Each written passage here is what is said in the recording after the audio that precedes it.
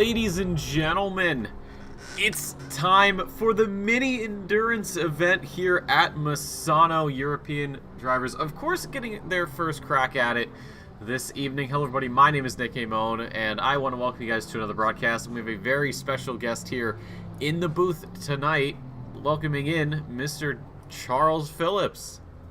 Hello there, everyone. There he is, a driver, of course, from EU.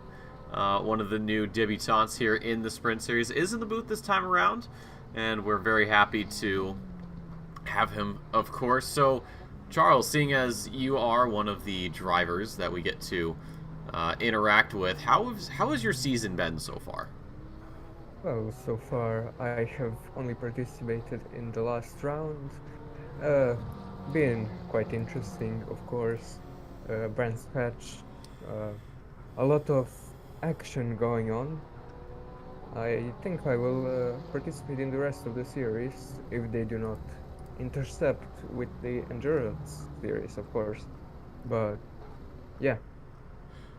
Well, it's been fun seeing you so far, and hopefully you do get to participate more often. I know that the endurance series isn't as frequent as the sprint series, so I'm sure that'll give you some what should I say, liberties Some freedom, I guess. Yeah, some freedom, exactly. Yeah. You obviously, seeing as you did only race at Brands Hatch, was that a track that you particularly enjoyed, or do you think you maybe struggled a little bit more?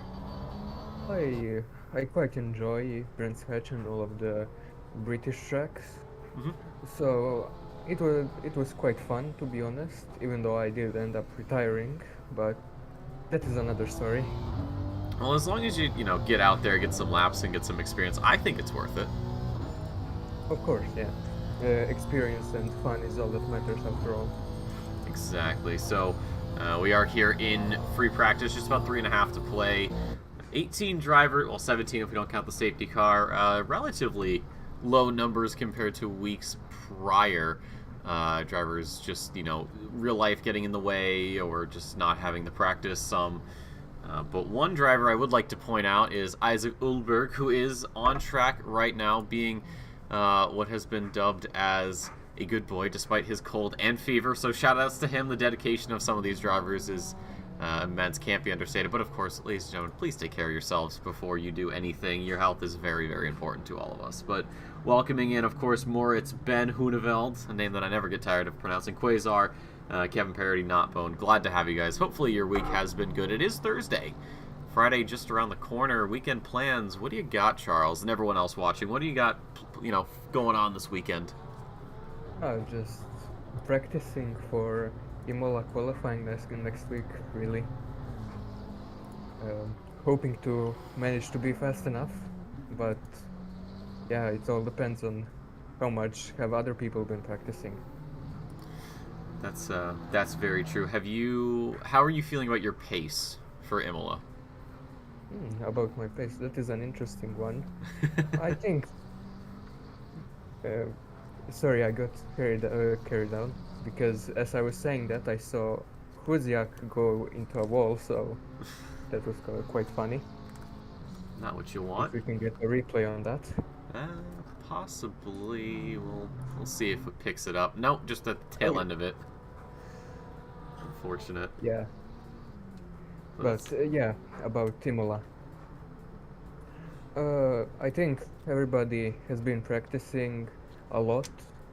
Obviously in Bathurst it has been very competitive. I did not manage to qualify despite my best efforts, but with less time on the board for Imola, I have a chance.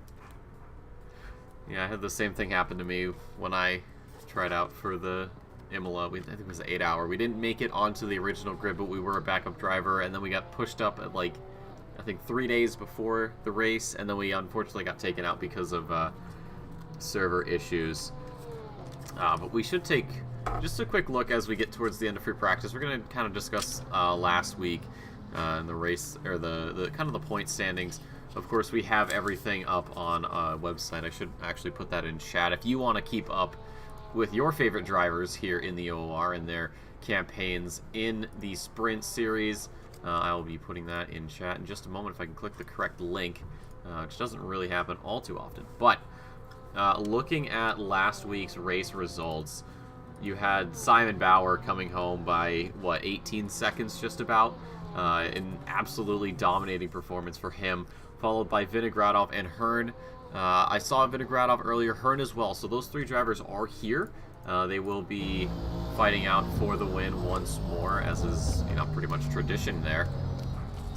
In the Pro-Am category, you had Walker, Huziak, and Beauchart. Huziak, we talked about earlier, going into the wall. Beauchart's here as well. And Walker, I don't think... Oh, he is here. So all the Pro-Ams are here as well. And then for the amateurs, it was Terry Hansen and Ulberg. Ulberg, of course, we mentioned earlier, being a brave boy and coming out here despite his illness. And then we have Hansen, who is not here, and Terry as well. So that amateur class championship can kind of carry on a little bit more.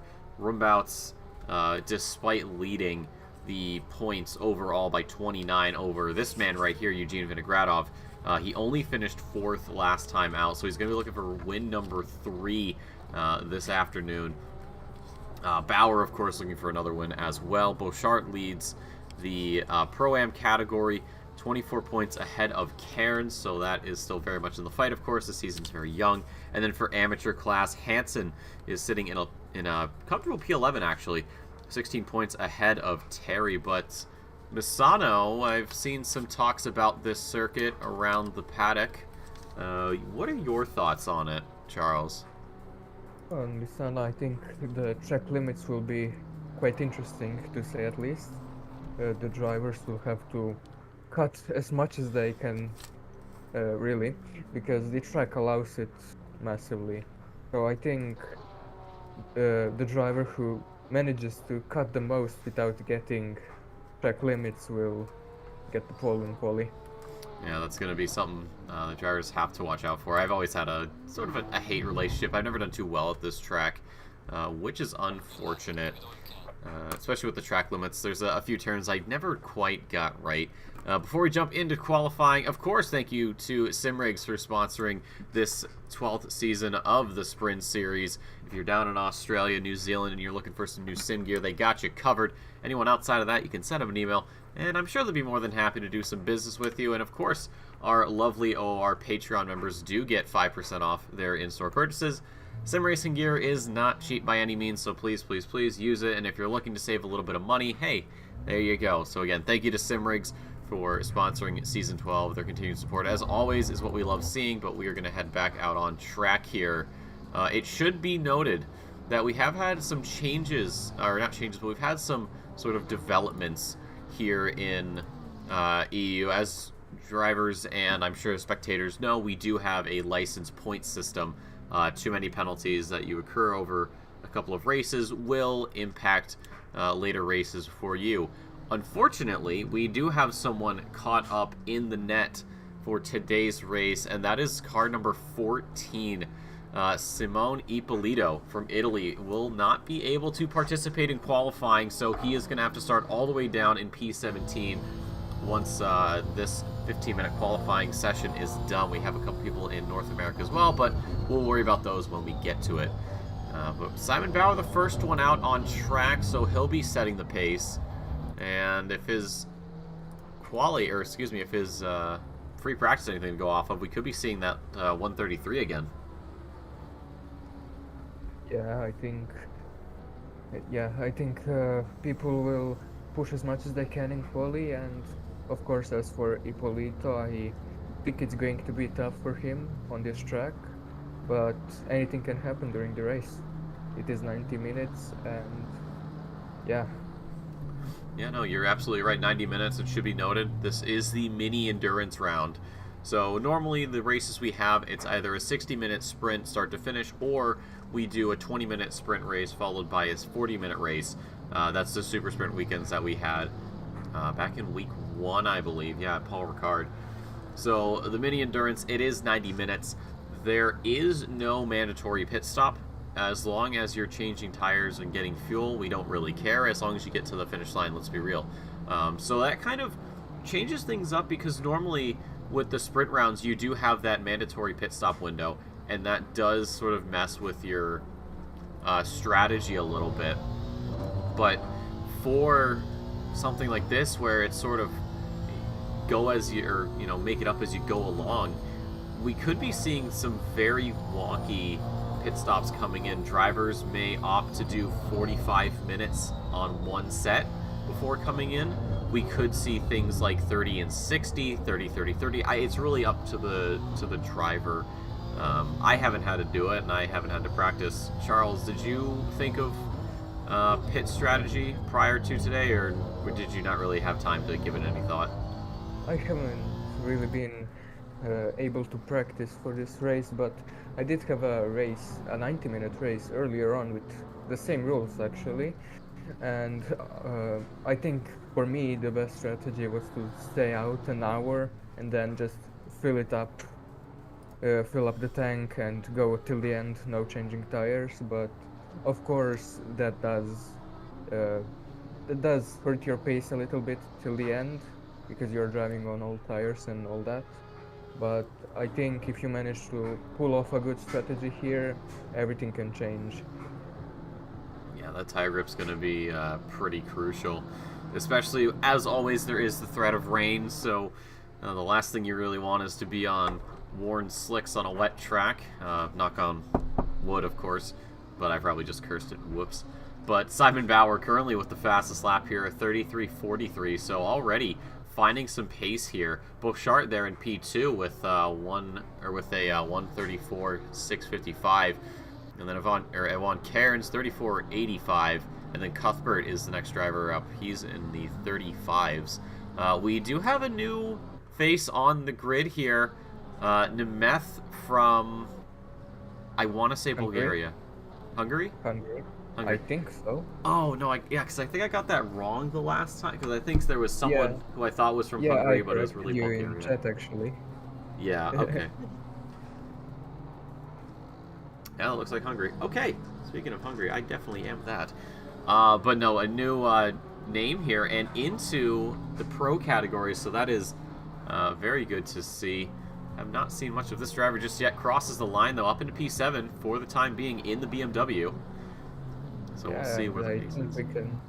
I think we can see Hearn and Zineker and Oberg doing 2 warm-up laps, at least. I hope that is the reason they are going that slowly. Yeah, I think it was just getting out of the way for faster guys. We saw it earlier. I think it was Walker that went off, or it might have been Fredrickson, one of the Aston Martins, having to go wide. I think it was, to let the quicker car go. But yeah, we can see Hearn right now. I do not know if he's on a fast lap, but... Well, he definitely is. He's on a flyer right now. He's keeping within the track limits so far, so let's hope he can get a good time there. Some track limit heavy tracks. We had Paul Ricard, of course, one that's very easy to go wide, and there it is, Daniel Hearn, P3, just a smidge over 34, so he is knocking on the door of the 33s. Simon Bauer, 32.94. Excuse me, sir. This is a race. What in the world? Yeah, just look at how close the top 10 is, all within 2 seconds. It is really impressive to see. I think it's a bit more impressive if you go from second to 11th, because there's a full second from Fredrickson onto Bauer. I mean, Fredrickson crosses the line. It gets cut in half, so a little over 6/10, 33.58 for the Norwegian, but that's still a far shout away from Bauer. Yeah, Bauer seems to be having a good day today. He is on a whole nother level. Seems to be another flying lap for him. Oh, and just as you say that, there's your first... How's it feel getting your first caster's curse? I assume. It's quite unfortunate.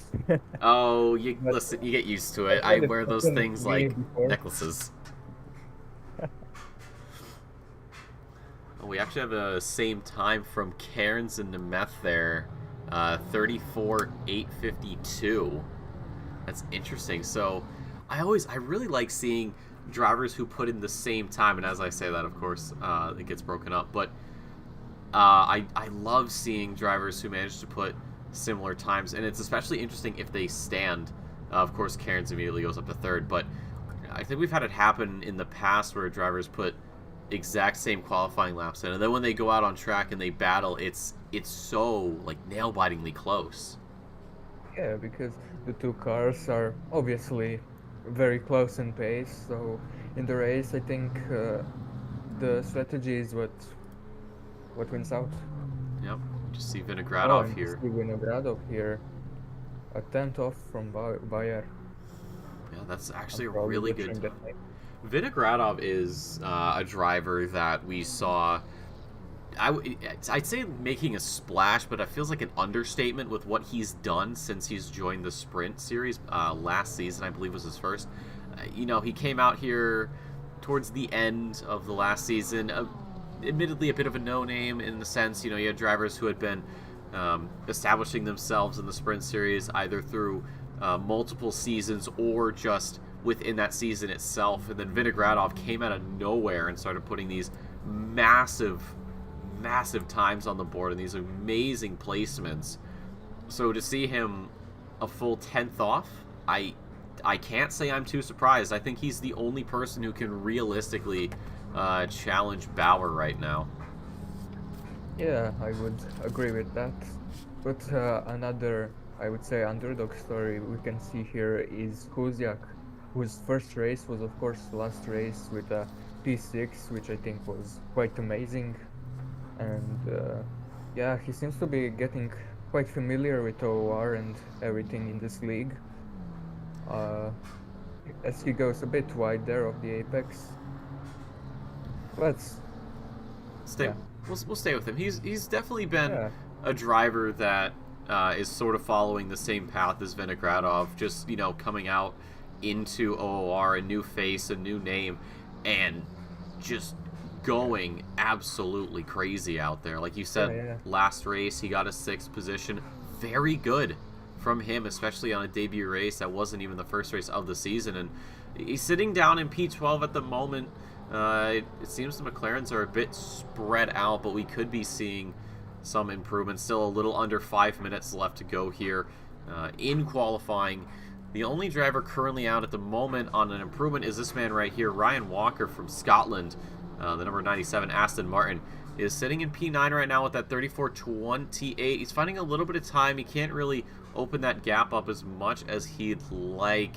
Just about halfway done with the lap before we go on to my favorite part of the circuit, which is the back straight, because it's just the kink. You just line it up, you hook it perfectly, and it feels amazing.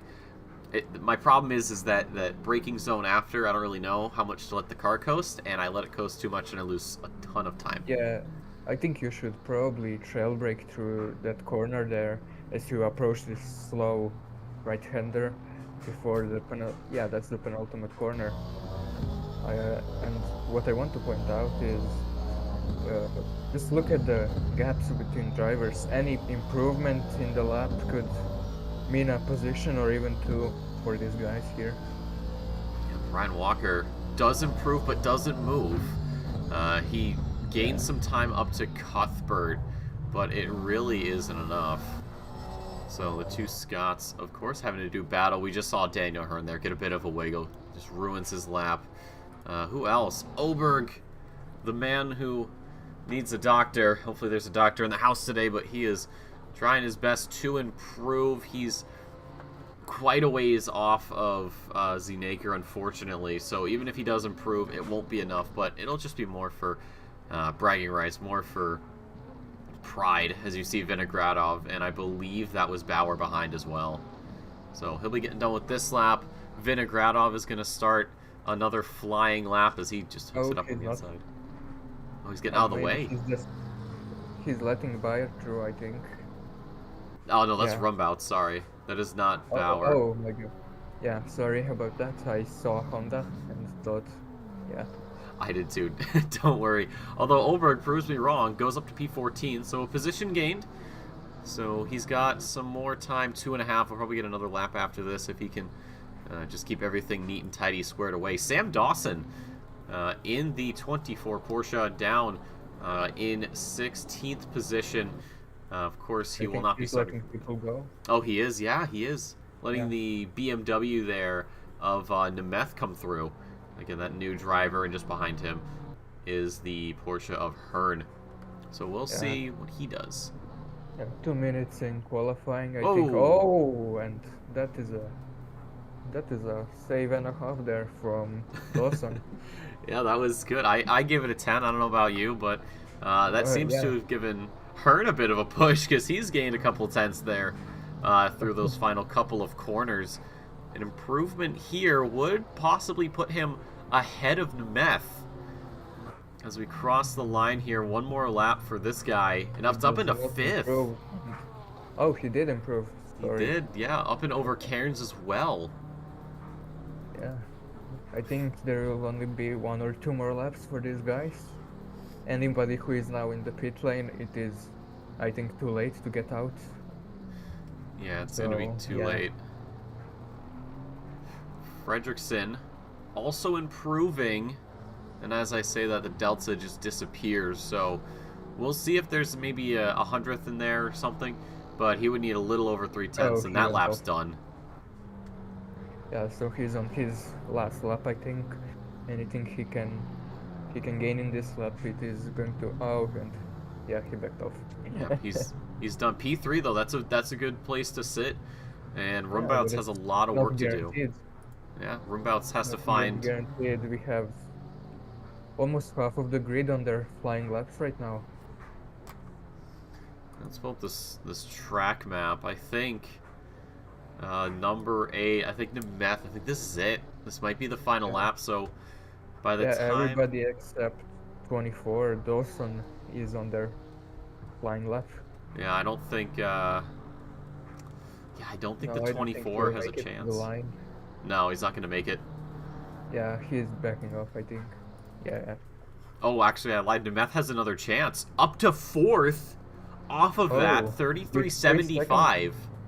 with 3 seconds he crossed the line, so oh yeah, he aborted the last lap. Doesn't need it. Car number 22, Cairns, does not improve. Beauchart in P10 at the moment does not improve as well. The 97 there of Walker doesn't improve as well. So we got a few more drivers coming through. Isaac Oberg not on an improvement, unfortunately. He'll The be last car we see on a valid lap is Rumbouts, I think. Yep, Rumbouts is the last one out. Oberg goes across, Mhm. doesn't improve. Same for the 14 and the 100. So And let's there we see. go, Rumbouts. Is he going to? Oh, he invalidated on the last corner. No, unfortunately. It's Another that's faster spurs, I'm guessing. yeah. I mean, that's what you were talking about earlier, Yeah. Charles. With the track limits is going to be crucial to avoiding or to avoid cutting the track, and that's what we're seeing here. Yeah. And despite the good improvement we saw, it's not going to matter because of track limits. Yeah. We get Because rid. I was about to say he's on a really good lap, and yeah, then he just went off. Anyways, I think we should go for a grid walk here. Of course, always. It's nice to have someone here to walk the grid with. I'm sure you've been just yeah. dying for this moment every single day of your life. Well, it's been a very good qualifying, of course, for these drivers. You can see it's a little dark here, a little darker than normal. Here at Misano, we are going to be starting 9 p.m. in-game time, and with the race, it's going to be quite scary. At night, under the lights. Yeah, quite dark and quite cold. As we can see, the first car on the grid is Bayer behind Vinogradov, and you take us through the rest. Yep, Bauer, another pole position, very convincingly, although Vinogradov, a 10th within, is not something to really dismiss. Fredrickson finds his way into the top 3 there. And then it's Nemeth, a new driver here for the Sprint Series, a shocking P4. We'll see what can be done with that later on this evening. Hearn and Rumbouts, 5 and 6 for them. It's going to be a double McLaren lineup there. Cairns and Cuthbert from the UK, from Scotland, if we're going to be a little bit more specific here. And And then we've then got... we have Fredrickson and Beauchart.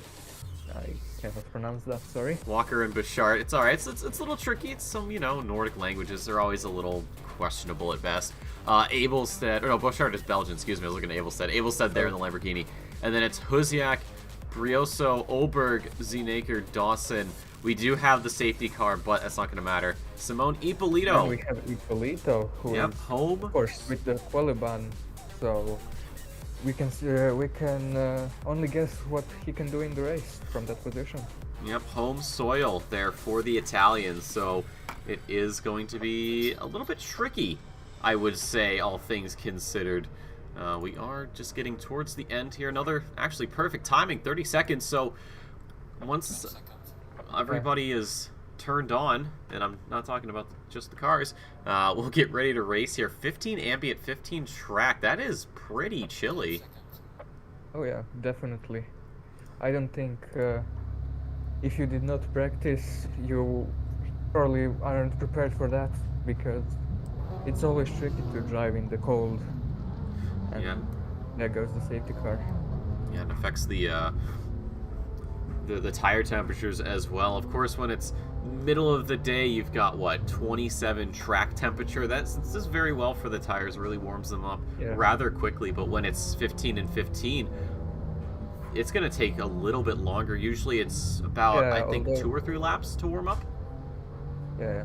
Although some cars like the McLaren that I drive, they really do well in these conditions. Really, some cars obviously aren't as good as others because of DOP, but yeah, I think it will be an interesting start of the race here. Yeah, it will be. Well, while we take this parade lap predictions for everybody, myself included, you two, Charles, we look at this grid, we see Vinogradov doing some... somebody, go off there. Does Porsche make lawnmowers, do you know? I do not know. Well, yeah, we've got some pretty stiff competition up at the front. Bauer and Vinogradov. I want to give... I mean, the easy answer is to say Bauer, but I feel like Vinogradov could give the German a run for his money if a 10th in qualifying is anything to go off of. Yeah, let's not exclude Rumbaut, of course. Oh yeah, he is past reigning champion, so I bet he knows how to get through the traffic.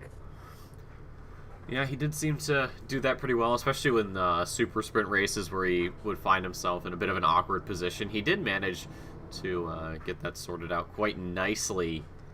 But yeah, I'd say Vinogradov would be my guess for tonight's champion, tonight's winner. Hopefully I didn't just curse him. And if I did, I'm also going to say Bauer too, just so I can cover my bases so neither of them can yell at me later. Alright, so we see the cars going double file now. The safety car will pull away soon enough, I think. Yep, safety car's pulling away. And now it's... And everybody bunching up behind the leader. Yep, 17 cars. 17 the leader cars. will decide when he will start, of course. Well, Bauer's got to wait for the green light. 17 cars on the grid here, an hour and a half at Misano. It's the first mini endurance of today. We've got a couple more later for North America, blue and red. But ladies and gentlemen, we're crawling across the line. It's green, green, green. And what a getaway there for the first two drivers. Everybody actually jumping pretty darn well. Way in there is the BMW of Math completely missing. We've got the McLaren there of, I believe it was Cairns. And Rumbaut has to dive into the grass. We've had a very good start. Oh, Huziak. That's Huziak off. No, that was not Huziak. Some other McLaren went off there. I did not catch who it was. Oh, it may have been Brioso, the Portuguese driver. Yeah, it looks like it is. Yeah, Brioso went off there. Got hit from behind or something. And we see Huziak side by side here. With On Olberg. the outside, will he be able to hold it? I don't know. No, he's got to just back out of it. Doesn't have the... It's better off it. It's very risky to overtake on the outside on this track. Because the car on the inside can just push you off. Right, especially... Which does not happen to anyone. Jeez, that was close.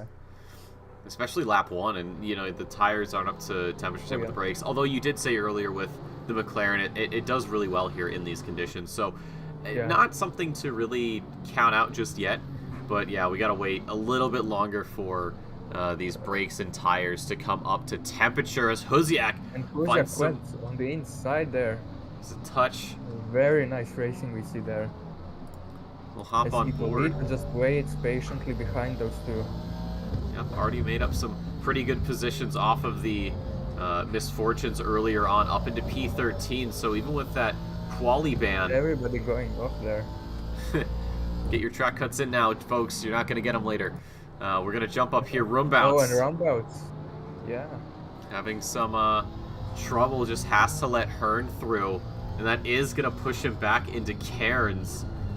I believe it was Cuthbert that went off earlier at the start, not Cairns. I apologize for that.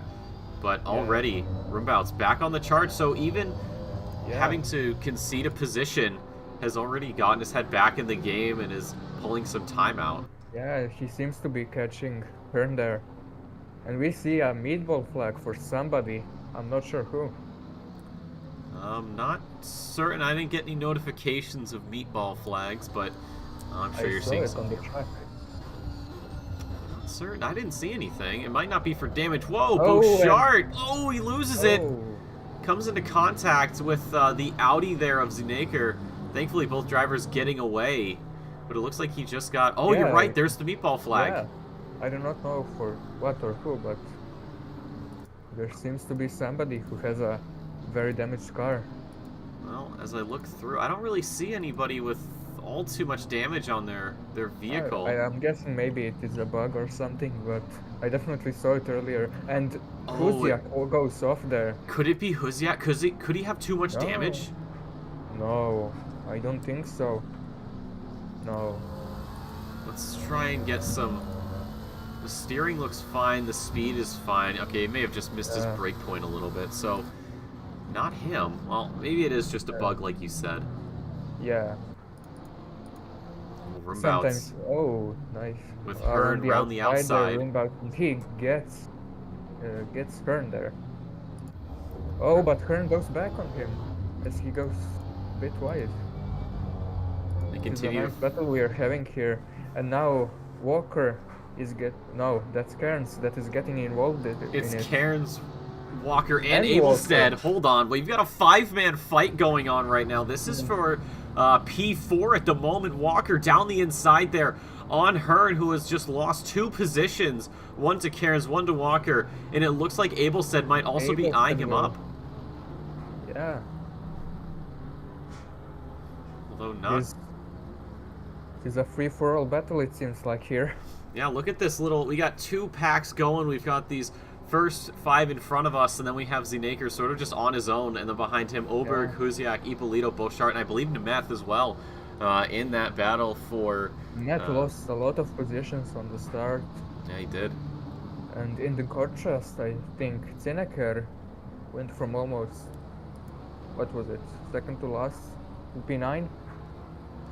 I'm not sure where he qualified. I think it was a little lower than second, of course. I was belonging to Vinogradov, who has been... No, I said second to last. Oh, I thought you said second. I was like, no, I think that was someone else, but I like the enthusiasm. But in the background, we've got Ryan Cuthbert getting a much better exit there than Dawson. You see Brioso in the back after that lap 1, turn 1 mishap. Oh, easily Cuthbert gets him, but Dawson is still there. Yep, he's not out of the woods just yet. He's still got some work left to do. You can see the little Italian flag there, I'm sure. Celebratory flag for Misano. I wonder if he's done that every week. I'm actually not certain. I have to go back and check. But, I mean, that shows you the difference between a pro driver and an AM driver. He's already pulling away quite easily. So he has had absolutely nothing to worry about. We hop here with Zunaker, who does have an entourage behind him. You can see the Aston Martin Ippolito. There's Huziak on the inside. Oberg. And Abel? No, that's not. No. I keep mixing up. That's Oberg, I think. Oh, and there's a spin. Ippolito. What a... Ippolito off. Wow. Wow. Yeah, Can, that was a save. oh my, can we just Very take a nice one. moment to shout out Nemeth there for the excellent dodging? That was extremely close. That could have been a lot worse. I didn't see if it Oh was yeah. contact or if it was just the Aston Martin getting loose, but saying the Aston Martin gets loose, that's a bit of an oxymoron. Yeah. And we see Zineker here in silver, defending from Huziak, who is of course uh, trying to recover from a bad qualifying. Yep, he's already moved up into the top 10, and Olberg can sense it as well. There's a bit of a switchback there for a moment, I assume There is not. Matt getting on Oberg. Oh, very late braking from all of these guys. Really trying to Yeah. push it. Yeah. Especially the BMW, it is insane on the brakes. Yeah, one of the big strengths here, especially some of these corners, it will outshine others. Just There comes Huziak. Maybe on the slipstream. back straight, or oh no, he's just gonna do it here. Down the inside. Yep, there it is. Lovely overtake there. Clean move, but Zunaker isn't done. He's still within the top 10, but he's not going to let it slip that easy. I think he tried to slide down the inside, but the door closing at the last second. That's given Oberg, Nemeth, and Bouchard a chance to catch up. And just behind there, we do see Cuthbert getting the move done on Ippolito for position 14. Zunaker trying to find some space around the outside, pulls onto the left side there of the McLaren. The inside line is Huziak's, and he is going to hold onto it just behind Nemeth there, trying the same thing.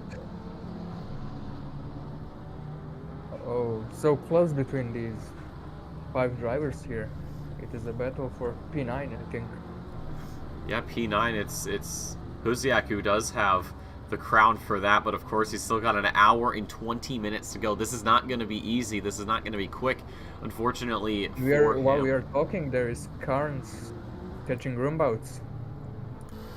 Yeah, last lap for Cairns was a 34.81, which is actually his fastest, although Roundabouts did a 34.61, also his new fastest. So it seems like the Scotsman here trying to do things a little differently, a little bit different break points, and it's not working out too well as he's chasing down the defending champion who's sitting in 4th, Simon Bauer, just about 4 seconds. Yeah, fight between Walker and Hearn, I think.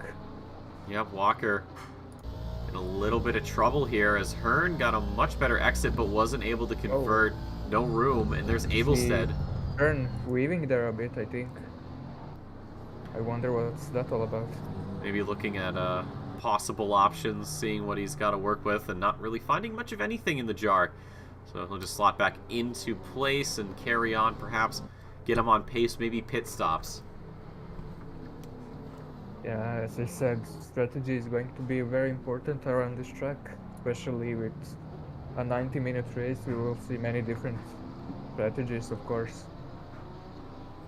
I wonder what Bayer will do to keep that P1 at least in terms of strategy. I mean, we saw last week at Brands Hatch Vinogradov trying to undercut Bauer, and it was just a day late and a second short, and he wasn't able to get it done.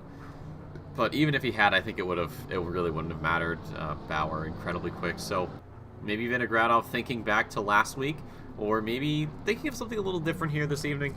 We'll just have to wait and see. There's still plenty of time, of course, for those pit stops to come in. When we see them, we don't know. We cannot count out mistakes that drivers will do during this race, of course. It is unfortunate that they happen, but they do happen, and we see Huziak lost 2 positions somehow. Oh, he did. Must have been a mistake, and Cuthbert There's starting to join the party. on the Nemeth car, on the rear. Oh, you're right. Yeah, you can see the scratch marks there. So maybe somebody misjudged a break point at some point, whether that was just recently or at the start of the race. But what matters right now is that Nemeth is sitting comfortably in P10. Zunaker's still not classified. The only driver here tonight that isn't classified, but I'd say creating a very strong case for him getting into maybe Pro-Am by the time we sort that all out. Yeah, Pro-Am or It is really close between these drivers, as we can see. Abelstead in M class, all the way up in P8. Oh, Oh, and the the mech. touch there from the Oh, meth, and that's a touch as well from Huziak, so a little bit of a knock-on effect, and that is definitely going to get the and eye of the the mech stewards. has a lot of Oh, and damage, it's... and oh, Ippolito just, yeah, he Oh, just drove goodness. into Goodber, I think. Yeah, I think that was... the meth slowed down, and it wasn't Can we have a expected replay on that? from either of them. Yeah, no, Ippolito and Cuthbert. Cuthbert especially wasn't expecting it and slowed down way too much, and Ippolito didn't Yeah. really have enough time, so that's going to cause a lot of problems. The stewards, of course, have a lot of work to deal with. Well, we're going to be dealing with Yeah. right And then now. back again with Hernda here. Yeah. He's going around the outside, then on the inside, and Oh! oh, he hits Walker. I think that is a very unfortunate incident. Yep, tried to move down And the Abel inside. said getting into it there. Yeah, the Lamborghini could find some extra positions here. Maybe wait until they... Maybe wait until Yeah. Hearn... Yeah, he throws the blinker on, so he's going to tell... what is that? Walker, saying, hey man, just go on the right side. I didn't mean to do that, which is very good to see, of course. But that has, like you said, it's given Abelstead a We chance. As he looks down the Oh, inside. wow. And I think we have a fight between Kuziak and Shirt there in the back, Possibly. and I'm Oh. saying that there's a fight right here. Yes, Abelstead really tried to make it work. A little bit of a... I think he tried to go for the switchback. It didn't quite work out. Hearn was able to defend that beautifully. Walker back into position number 6, rightfully his. Huziak, yeah, and Beauchart there. This is the battle for P9. It's not as chaotic as we've seen some battles, but definitely something that will brew. Yeah.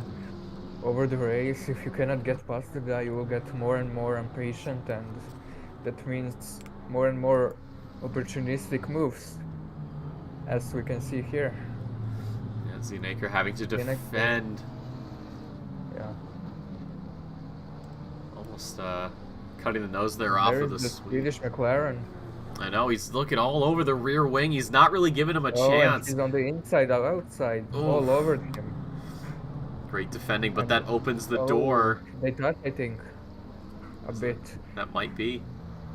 Oh, And but it's switcheroo there for Oh, the Swedish jeez. McLaren, and he goes through. Nice. Olberg. And now 3 wide here. Very nice That's racing with that Brioso. here. Oh. Zeneker decided to try and reaggress, and there's the Oh. touch, Brioso. I don't know what he was Yeah. thinking. The door wasn't even there at all. He just sort of ran into a wall. I think he was expecting to do a switchback, but he did not account for another car being there. Absolutely right. We have Ryan Cuthbert just getting a warning for a collision on lap 1. No And- penalty given, of course.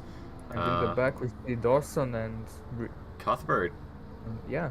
Again, Cuthbert not having the best of luck. He had a very not the best start, and then he ended up at just about here after climbing his way back, and he finds himself here again. Hopefully that is not a sign of things to come. That would never be a fun option, although Dawson may be having to trade positions soon enough. Yeah. It is a real challenge when you are an M driver to hand off a pro, even a pro-am, because while the difference in pace is not huge, it is definitely noticeable. Yeah, absolutely, and Dawson has quite a lot on his plate if he wants to hold on to P16. Just under a minute 15 to go here. Ryan Walker, after getting the position back, hasn't gotten away from Hearn as much as he would have liked, and Abelstead isn't able to close that gap either, unfortunately. 6, 7, and 8 here. Things have calmed down, though, it seems like. Not a... Well, unless you're Sam Dawson, of course. Goodbird there going for a move. He thinks better of it, I think. Yeah, maybe trying to scare Dawson off his line a little bit. Yeah, probably. I think he's planning to probably overtake him on the straights. Oh. Oh! He goes off just a bit. I think he was caught off guard by Dawson braking a bit earlier than he was expecting there. Yeah, I think Dawson may have missed his brake point a little bit. That may have been what caused that. But Cuthbert right back at it again.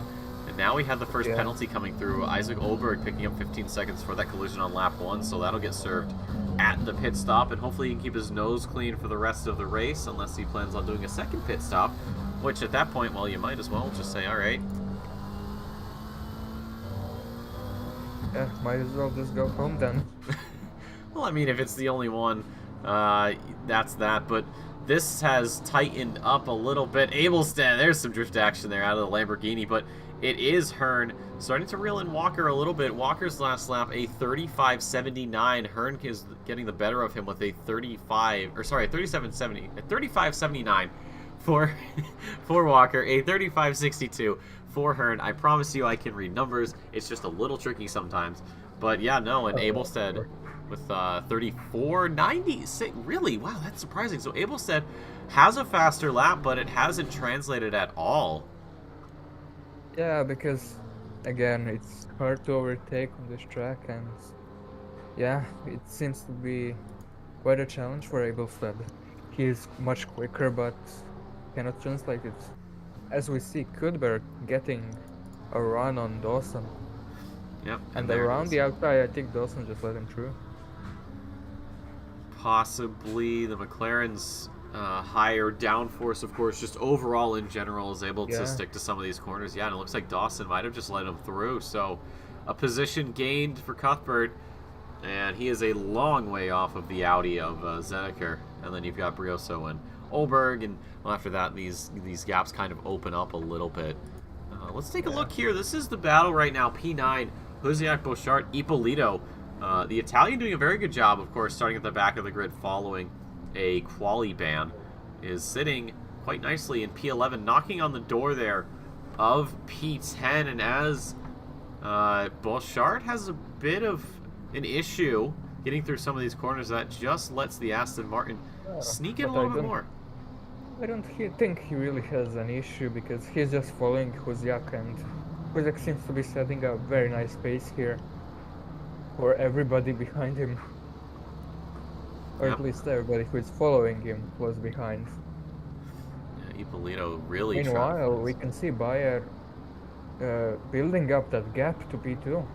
Yep, 7.22 seconds. So even though that qualification lap time was only a tenth ahead of the 144 Porsche, it has not done anything. This is opened right up. Zenaker there picking up 15 seconds for a collision on lap 2. So we saw all that earlier.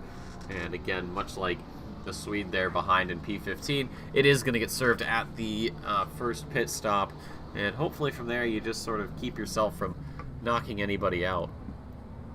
Yep. It is, very unfortunate that incidents happen, but it is racing. Absolutely, it's the sad thing. There's always going to be someone who maybe loses out a little bit more than others. These three heading on to lap number 12 here at Misano. We're looking at, I believe, a 50, 52, 53 lap race here this evening. I think a little bit more than that. I was looking at some numbers there from the AP region, and I think it gives a pretty good idea. So we're just about a fifth of a way through this race. I think Hosiak is very close there. Might have a look on the straight or in the hairpin. It's going to be quite brave if he goes for a move into the hairpin. I don't think he's quite close enough, and a dive bomb is definitely not going to be the play there. Yeah, not close enough, but you never know what can happen in front of you. Yeah, definitely right on that one. But Hosiak has been incredibly consistent so far these last few laps. Same with Bochart and Ippolito. And then just behind that, everybody's doing a great job, I think. All the way from P1 to P17, and even the safety car. Yeah, well, safety car obviously is the best car on the grid. It's always doing the best. Come on. But yeah, no, like you said, it's been very consistent for a lot of these drivers. That's always great to see. Hopefully, North America can do the same thing later tonight, or well, early in the morning, depending on where you are, or maybe it's lunchtime if you happen to live in the southern hemisphere.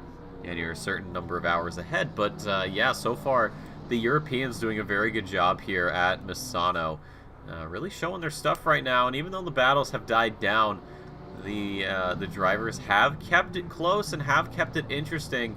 And As Huziak a bit wide on turn 1 there. I wonder how that is going to motivate Bouchard to go for a move, perhaps. well, it's giving him some extra drive under the Huracan there.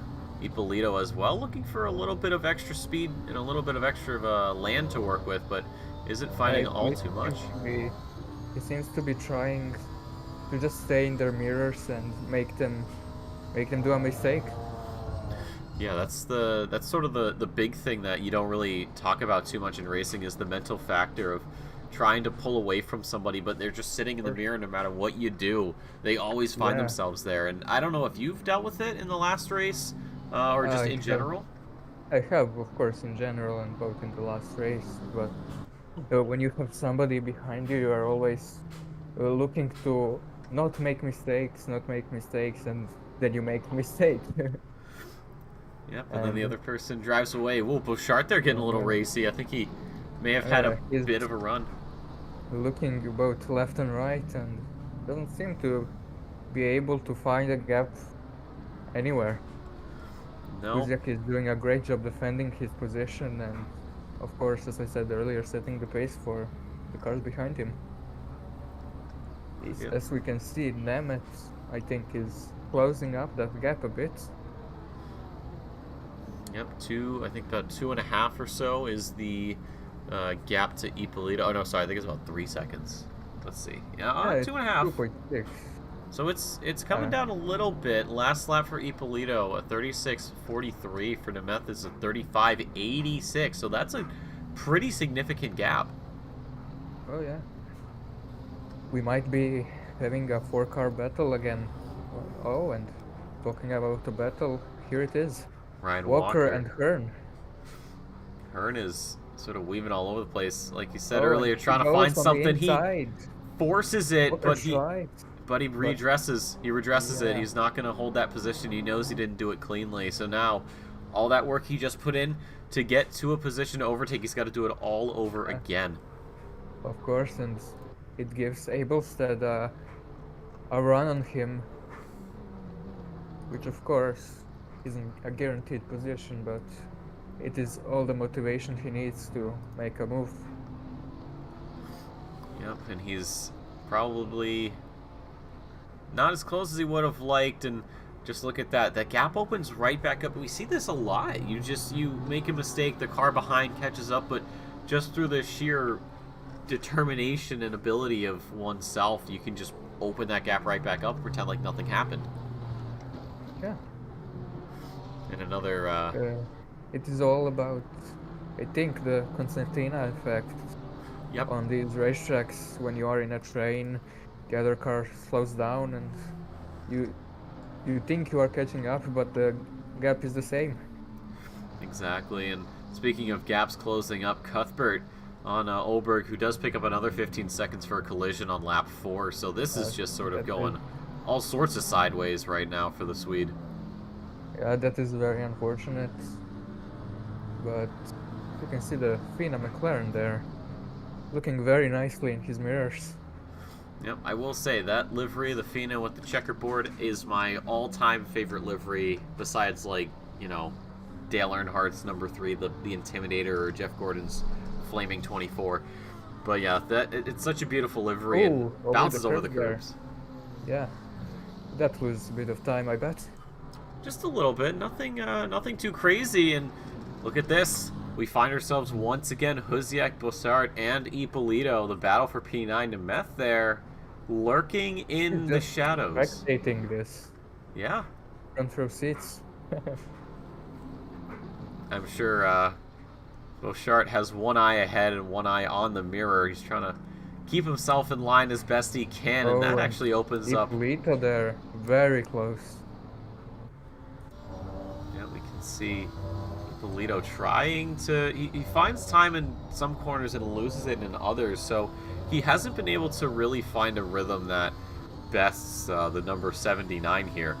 And he is going to continue to look for that 36,202 for the Lamborghini, and then a 36,197. So 5 thousandths between them on lap time, and that is translating into, well, And a then very Nemeth close goes into battle. the pit lane.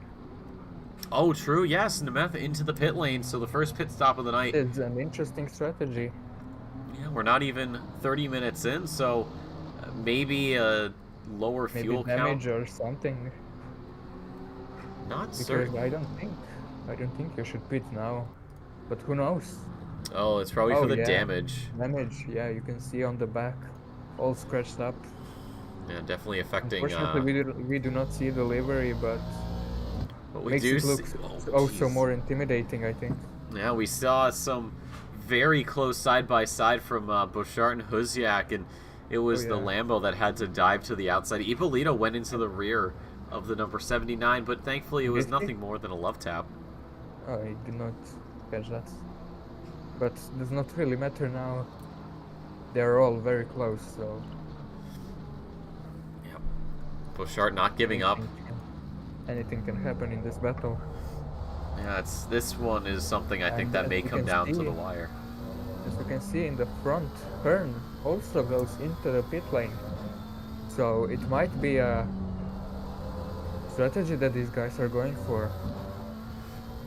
Well, speaking of strategies, Simon Bauer is, I think he's pretty much clocked out here at this point.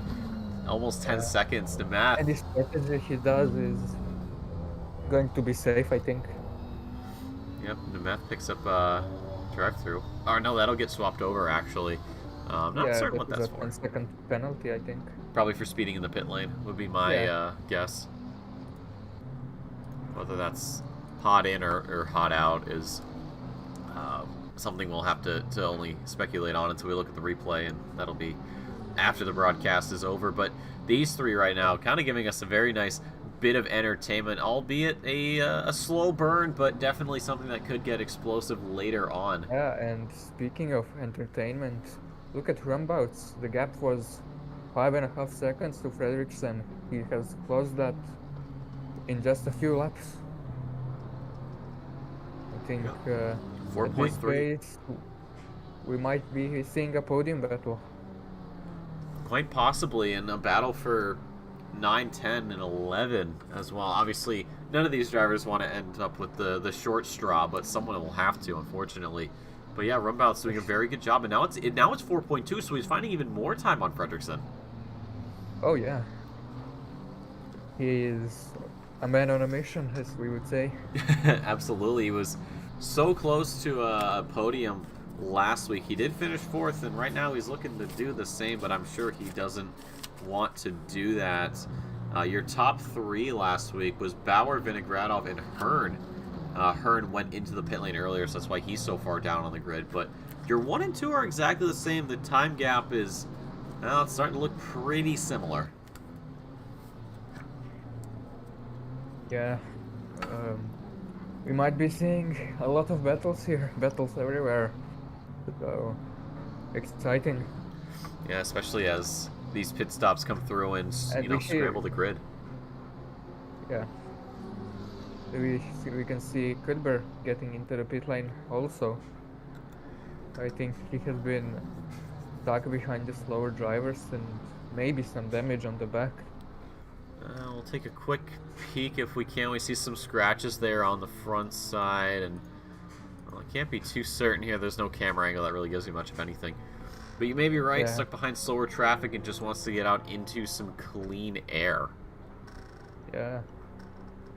So Dawson cuts on through. Dawson with Daniel Hearn behind, of course, 2 drivers at complete opposite ends of the classification spectrum, but both And doing a of very good course, job. Hearn has just went into the pit lane, so newer tires, faster overall pace.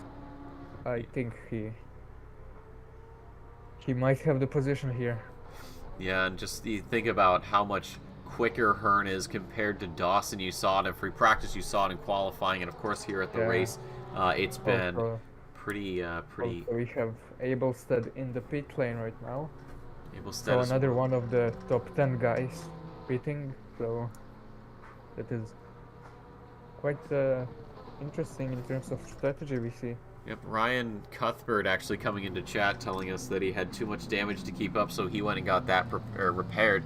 He also had 2 track cut warnings on those first 2 laps, so he had just gotten a 3rd one, so he decided to take a moment, get everything sorted out, because the performance was definitely not there for him. So to avoid getting another track cut, just go into the pits, repair the car, and hopefully carry it all the way to the end.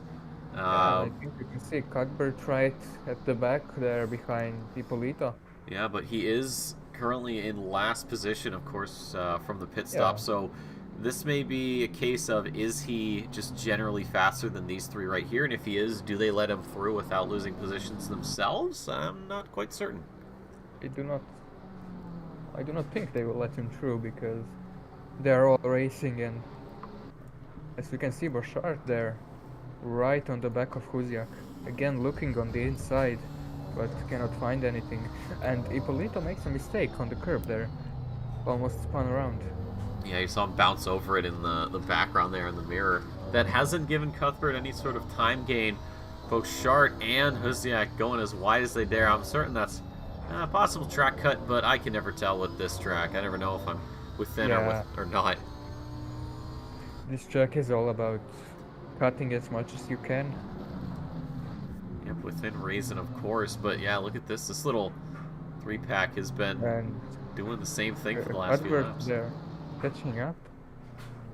I do not know what he is planning to do. And of course, the battle in front of us here. Yep, Bouchard down the inside, gets it done. It's not quite over yet. Huziak tries to fight back, but it's not going to work out. He runs over the inside of the curb, and he's way off into the grass, and that's going to drop another position. Ippolito will scoop that one up. Absolutely, no questions asked. And that brings Cuthbert a little bit closer now. Oberg into the pit lanes. There's a drive-through for Oberg. Yeah, and if that's that is for.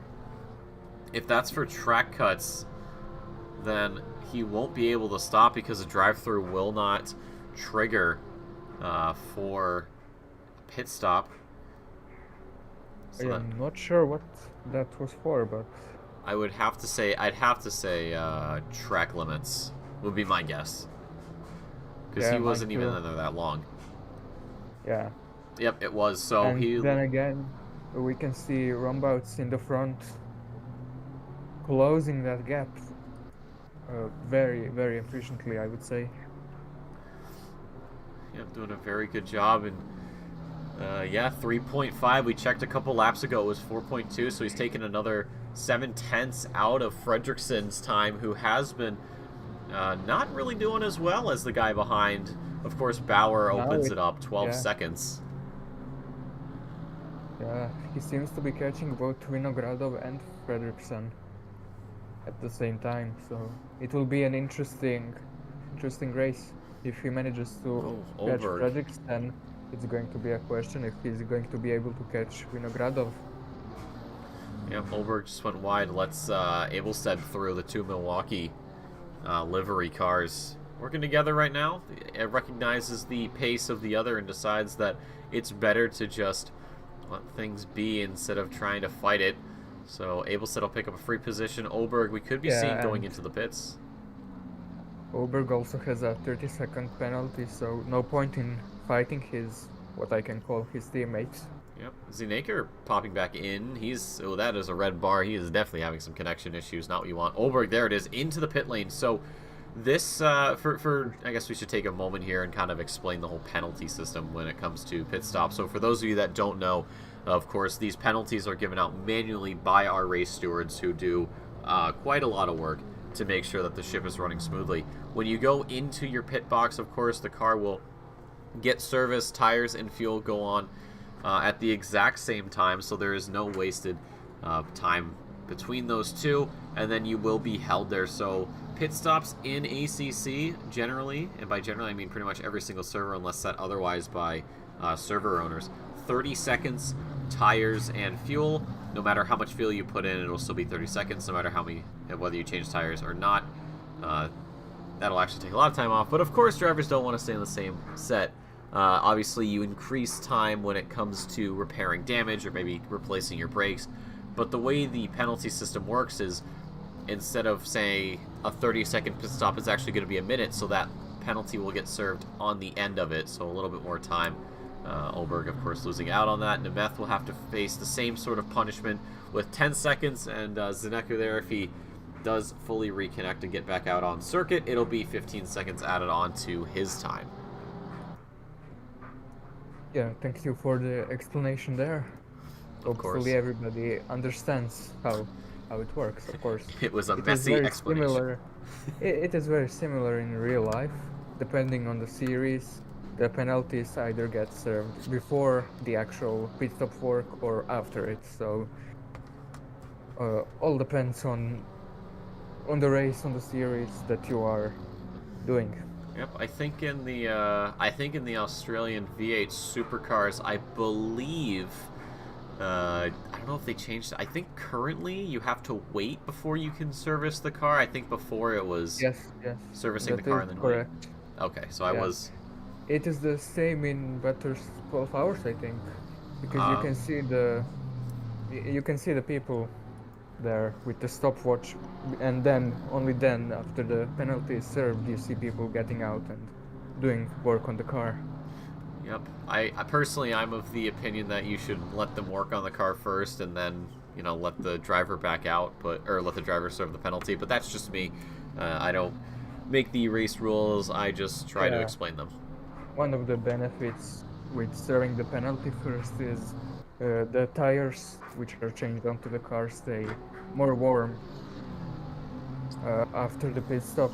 As in contrast, here you have to wait quite a bit after it. Oh, that's true. Yeah, because of the tire blankets that teams are going to use. So yeah, I think. No, well, also depends on the series, but in the race I was talking about, Batters 12 hour, tire blankets are not allowed.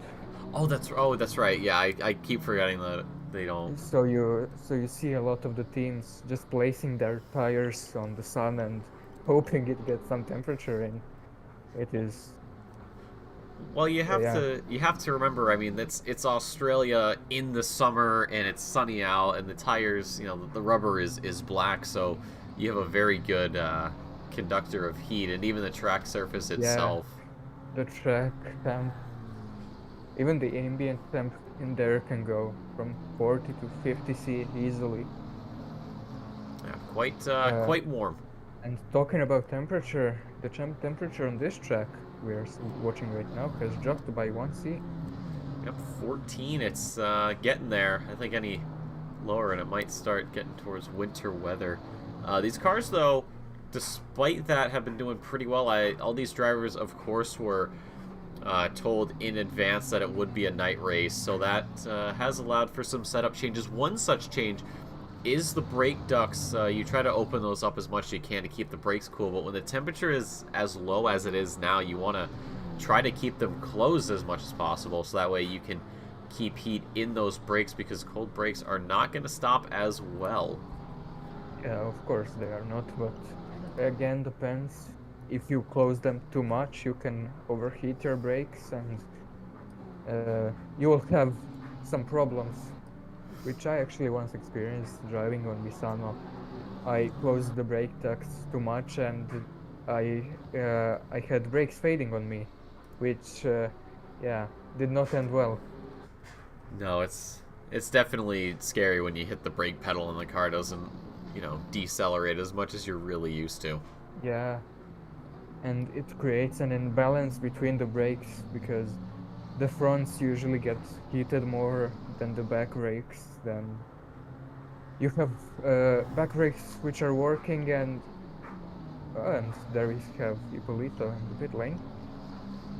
Yep, that battle was just sort of marinating with Bouchard, but besides that, maybe we go for the undercut. Maybe that's the play.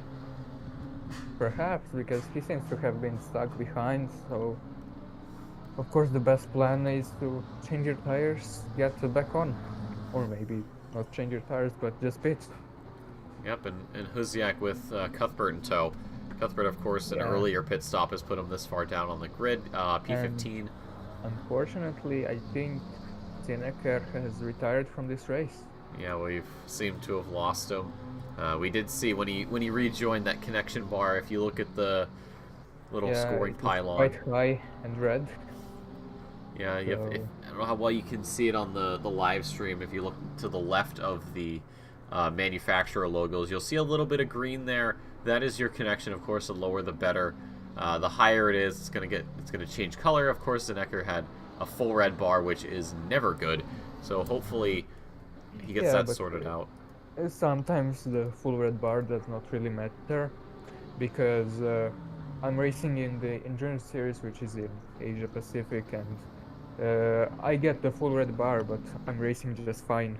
So it just depends if you are experiencing packet loss, and if you are teleporting around, then it becomes a hazard to other drivers, and yeah, race director will tell you to either get that fixed or leave the server. Yeah, that's definitely questionable. And even when you join a server, it'll be a little bit out of whack, of course, because you're just getting in there. But you know, when you give it a second, it'll all balance out, and hopefully you're Yeah. running a green bar, or if you happen to be, say, in North America and you're connecting to Europe, it'll be sort of a greenish yellow. And then if you're from something like Australia, you're looking at probably a bit orange, maybe close to red. Yeah, that is correct. But of course, But we can see Roombout's. Look at that gap. yeah, he's pulling in. Where is he? Oh, he's just up ahead. I can't quite tell. Let's focus on Rumbouts. Actually, there's Fredrickson. That's been Right ahead of slowly him. Yeah. chiseling He away should at it, be really. catching up. He's been catching up for last 30 minutes or so, and His, seems like he caught up finally. yeah, his laps are just so much quicker than Fredrickson's. I just missed what their last lap was, or the lap prior, but Fredrickson put in a 35.7. Rumbouts a 34.9. So what was going from, what, about maybe 6-7 tenths a lap is now just increasing more and more. Yeah. The pace difference seems to come into play now, and of course, Roombout is the defending champion, so he has to give it his best here. Yeah, he does a chance at a podium. Of course, we're just slipping under, we're actually about to slip under halfway through this race. Rumbouts on pace for a P3 finish. Of course, Bauer and Vinogradov are quite a ways up the road.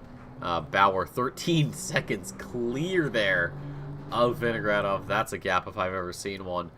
And unfortunately for Fredrickson, his gap to Rumbouts is not the same as Bauer's to Vinogradov's. Yeah. And we can see, actually we cannot see Carnes in the back there, but he seems to be holding on at 10 seconds or so for last few laps, so he's maybe just hoping to get that P5 and call it a day. Yeah, I'd probably be in the same boat. The gap is quite monstrous, so at that point, yeah, just sort of head down, just bang these laps out, get the race done, take your P5. Of course, a very good position for Cairns, but he's always hungry for more. Oh, and Cairns into the pit lane there. Yep, so we've had pit stops from Cairns, Cuthbert, and Olberg, and Dawson And as now well. as we speak, yeah, Dawson. He's, I think, fighting for P12, potentially P11, but we will see after all the pit stops are done. No, it's going to be quite the ask. Ippolito and And Abelstead. half a second between Roombouts and Fredrickson. Yep, it's Just about that. yeah, it's wearing down. There's not really much Fredrickson can do except just try to defend as best as he can, but that Honda defend just that inside and hope Roombouts has a hard time passing you. and I don't think that's gonna be an easy task for this man right here. I mean, it's Rumbouts last season's champion, and the pace he's got under the hood of the Honda is something that the Yeah, Aston of Martin course, is but- only dreaming of. Rule of thumb is never count out anyone, because as far as I'm concerned, even the guy who is in last can win it. Yep, and Anything Vinogradov. can happen. Vinogradov into the pits here, so Oh yeah. So maybe early pit undercut. stop to hold P2 later on in the race. Yeah.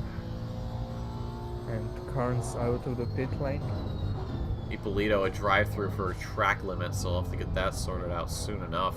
Last lap, Fredrickson 35.63. Rumbouts 34.66, so almost a full second between these two on lap He's pace. right behind him now. This is going to be a battle and a half as we see Walker go into the pit lane. Rumbouts, I think he had to back out of that. He had some pace there under the car, but there wasn't really enough room, I think. Yeah. So backs off for now. You have to be patient to overtake around here. Yeah, You cannot do it in any corner.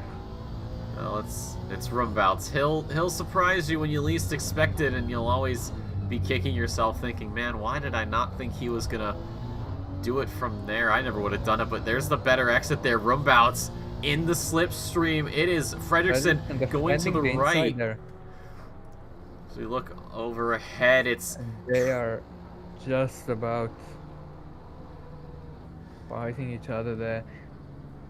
Rumbouts could not find a gap, but he seems to be right on Fredrickson here. Yeah, he found some pace there in the last couple of corners. Fredrickson had to... Yeah, as we see, the leader pit.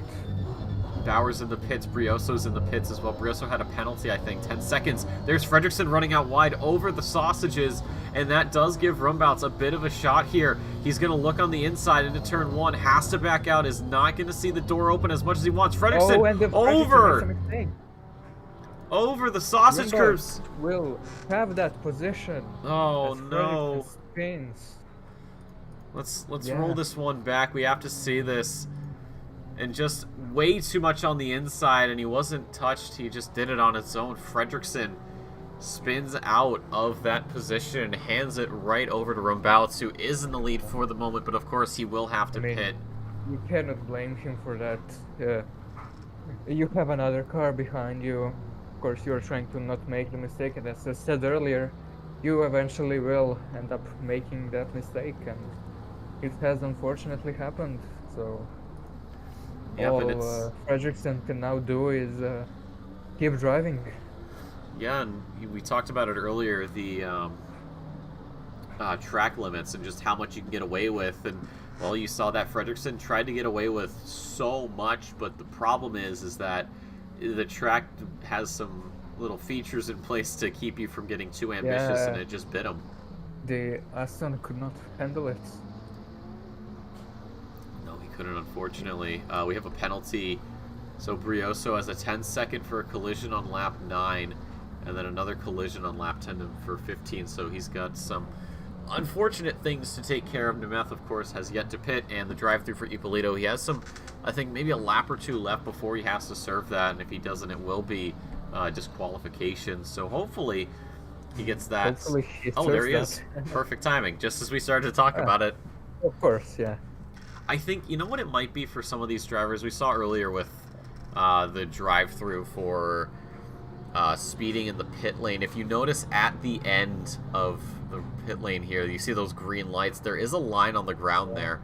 And I think some drivers believe that to be the line for pit out. It is way further down. Yep, and a lot. I've been caught out myself when I first started learning this track. Yeah. This pit lane is very, very long, so a drive-through around here is a guaranteed lots of positions, I bet. Oh yeah, it's right brutal. Here is when you are let go. Yep, Ippolito comes out. Basically, in ACC, what you are looking for is the pit exit board, not any lights or lines, because the board is what defines that. Yeah, but again, some drivers just don't realize that. They see that little striped line across and go, okay, there's my point, and then, there you go. Of course. It is intuition, I think. When you see something, you are used to just disable the pit limiter and step on it, and then you realize, oh no, it's not the end of the pit lane. Yep. It is most unfortunate, but it happens. Yeah, whether it's a button or you have to pull up the MFD, it's a little Or scary.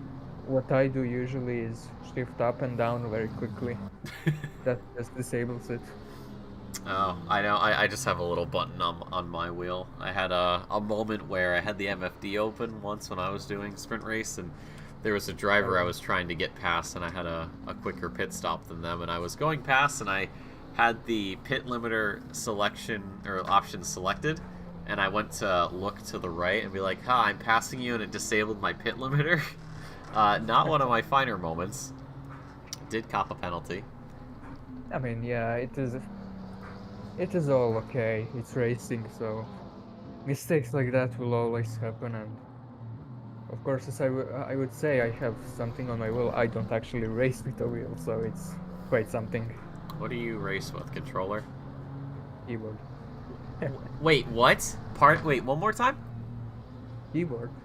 You actually you actually race. You're not like pulling my leg, I'm not pulling your leg. I race with a keyboard. like fully keyboard, not like keyboard and then Oh, mouse. yeah, keyboard and mouse, but you know. You people who do that, I'm scared of. Like genuinely, you guys scare me. Thank you. Because it's either like you're stupidly good and you can wreck face, or you don't even know what you're gonna do, and both are equally terrifying. Of course, yeah. But if you do well, hey, you know, it's like the saying goes, if it's stupid and it Whatever works, it's floats your not boat. stupid. But what isn't Yeah. stupid right now is this battle right now, P7, Walker, Hearn, and Cairns. So these guys have been sort of just in the background doing their own thing and have happened to come together as Hearn and Cairns. That battle just Yeah. behind there. It's Hearn on the inside. Cairns has to back out. He managed to get it done there. Very nice racing there. Yep, so And we 30. have a yellow flag somewhere. I didn't. Oh, It's that's 595. That's Oberg having some issues. Not quite certain what that's all about. Maybe just getting a little bit wide and spinning himself out. Carrying on though. Not sure. Not sure either. So as it stands, Rumbouts, Fredrickson, Bauer, your top three at the moment. Bauer has gone into the pit lane, so when Rumbouts and Fredrickson decide to swap tires, he'll be promoted right back up. We're currently riding along here. Ryan Walker, Daniel Hearn, and Ewan Cairns. The battle for P7 carries on into the night here at Misano. The heat has stayed at about 14C, but the heat between these drivers has definitely ramped up as this race has gone on. Just about 2/3 finished up here this evening. Oh, and we see Vinogradov on Huziak. Vinogradov, of course, already pit, but... Oh, he's gotten around already. Oh, wow. I saw the gap, but I guess it hasn't updated. No, well, that just goes to show you how much of a threat this guy is, how good he is at what he does. And Hearn is in a very precarious sandwich here. Two British manufacturers ahead and behind, and he finds himself in the middle. But again, the Germans are known for their meat, so I can't say I'm too surprised, but he definitely wants to take a nice hearty bite out of this Aston Martin. Last lap for Walker, a 36:32.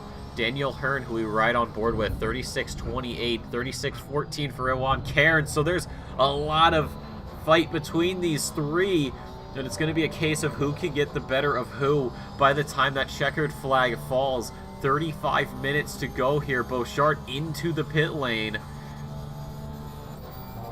Yeah, I think... but look at the gap between Rumbauts and Fredrickson. Even though Fredrickson has spun, he still lost even more time to Rumbauts, who seems to be just pushing that Honda to its limits.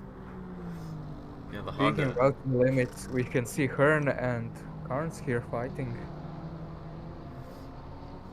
It's extremely close, but Fredrickson, you know, holding up Rumbouts a bit, and then the second Rumbouts was free, just the chains were off. Rumbauts in the pit lane. Oh, he is. So this will promote Fredrickson up because he's going to stay out. Simon Bauer should be picking up this position by the time he comes back around. So for right now, Fredrickson is in the lead, Yeah, but the gap is around 35 seconds, so If Rumbuff decides to not change tires, it's going to be very close. Yep, and look at this. Walker's opened up the gap. Same with Hearn. Cairns lost out the most here. As I say that, of course, he does get a little bit closer to the Porsche there of Hearn, but not close enough for a move just quite yet. Simon Bauer has gone past Rumbout, so he'll be promoted up to position number 1 unless Fredrickson goes long. But I don't think these cars have enough of a fuel tank to go all the way. Rumbout seems to be losing out to Vinogradov and Huziak too. He's only now rolling out of his pit stall. Yeah, Rumbout's, yeah, there it goes. So Huziak is through, Vinogradov is through, Walker is somewhere, and these are two drivers who are a bit further back. So yeah, he's going to lose quite a few positions out of this one. But these three drivers right here, I believe, have yet to pit, so they should be coming in at some point before the end of the race, looking to go quite long on their stint. These cars do not have a large enough fuel tank, and that goes for all of these cars. They do not have a large enough fuel tank to go a full hour and a half without refueling. So I would expect drivers to fill the tank up all the way and then just put in the necessary amount to get to the checkered flag. Yeah, I would imagine so, or maybe just fill it up so it lasts an hour and then another fill up to last half an hour. Yep, or, you know, whatever these drivers decide is the move.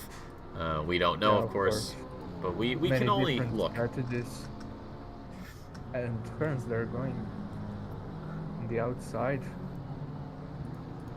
Yep, trying to find some space to play with. There's Cairns getting it a little bit incorrectly, and just like that, the Constantina, just the gaps stay. You gain as you might, it doesn't matter in the end.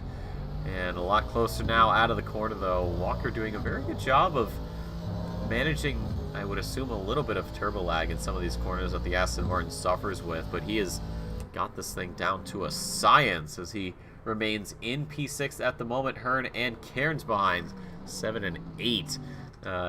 Hopefully seeing these guys again, like I said earlier, soon into the pit lane. Get some fresh tires, get some more fuel in the tank, and get back out there and get on your way. We still have Nemeth and Briosa with some penalties that have to be served at some point. 25 for the Hungarian and 15 for the Portuguese. So we'll get ready for that. There's going to be quite a lot of action by the end of this race. And as we see action here between Huziak and Hildebert, who is a lapped car. Yeah, it's not really much of a battle. I think it's more just keeping the pace in check, as it were. Rumbouts there, you saw, I think, just enter the screen before the camera panned. Oh, and look at this.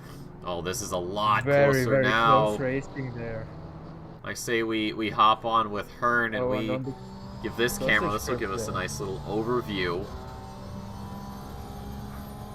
Our car's looking on the inside, but he thinks better of it. Yep, Hearn knows that the gap isn't there. He knows that the door won't be open for long, so he's very confident in himself. Later on the brakes there, right up the tailpipe of Walker. Doesn't have the same sort of distance and just has to carry back on in P7.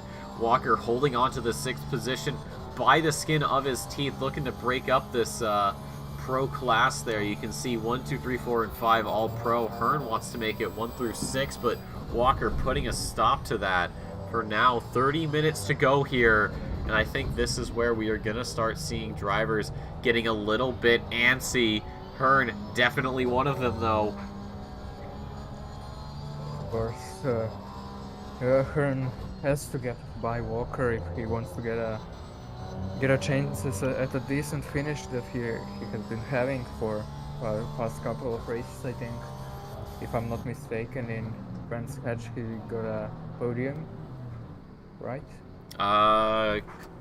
You said Cairns or Hearn? Hearn? Yeah, he got P3 last time, so he's a little ways off of that, but it's still a very respectable position, and these guys are just not letting each other up. I'm sure it's I feel like it's a game of chicken right now. Like, who goes into the pit lane first? Of course, yeah.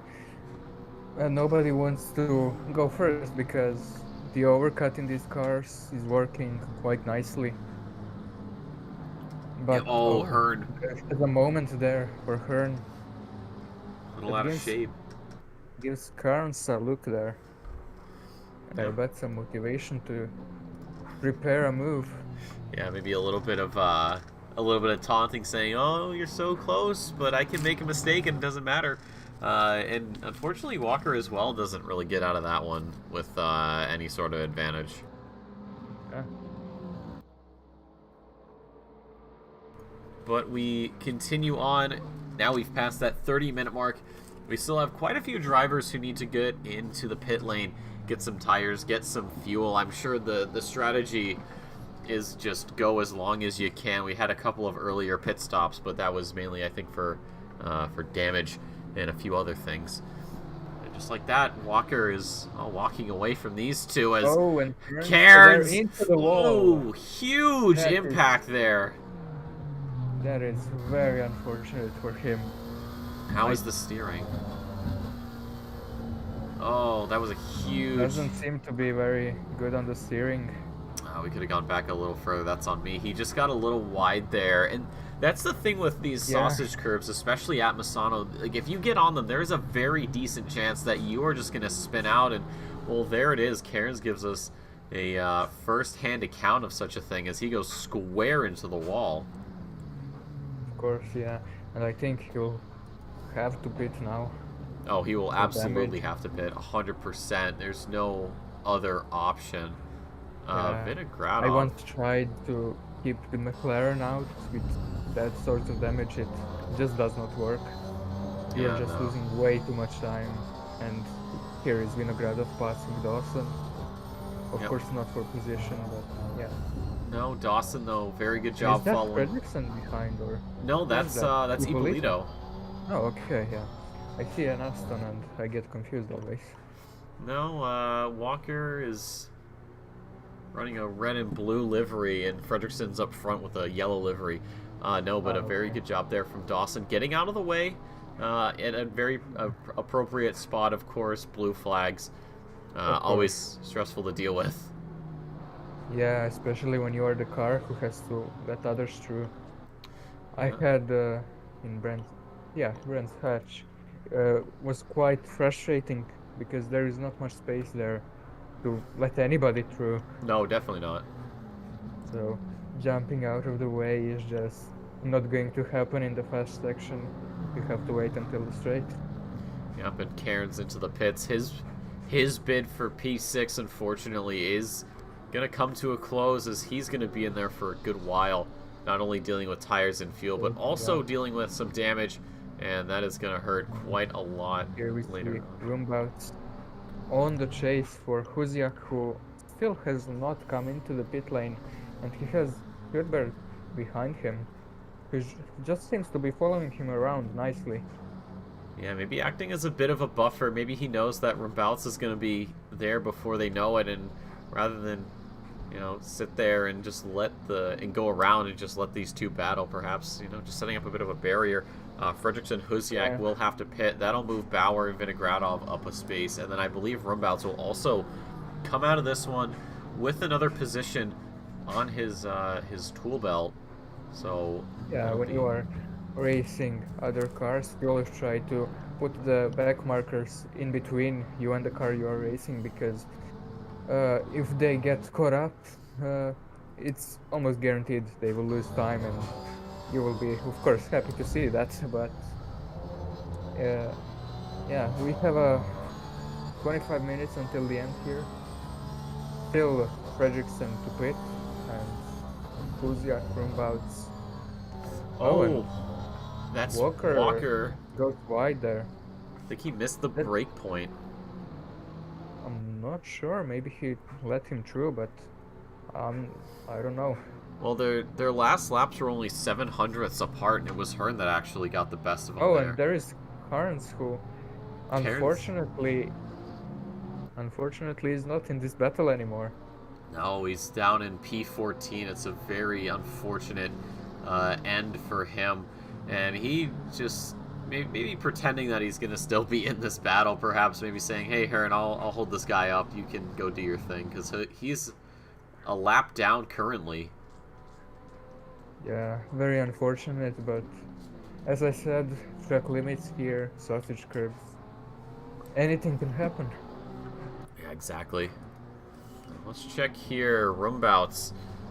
Slowly bringing Huziak in closer. Let's see. Last lap, Rumbouts had quite a significant margin. So let's see what it is here. 36:35 for Huziak, 34:01 for Rumbouts. So that's Oh yeah, over 2 seconds. yeah.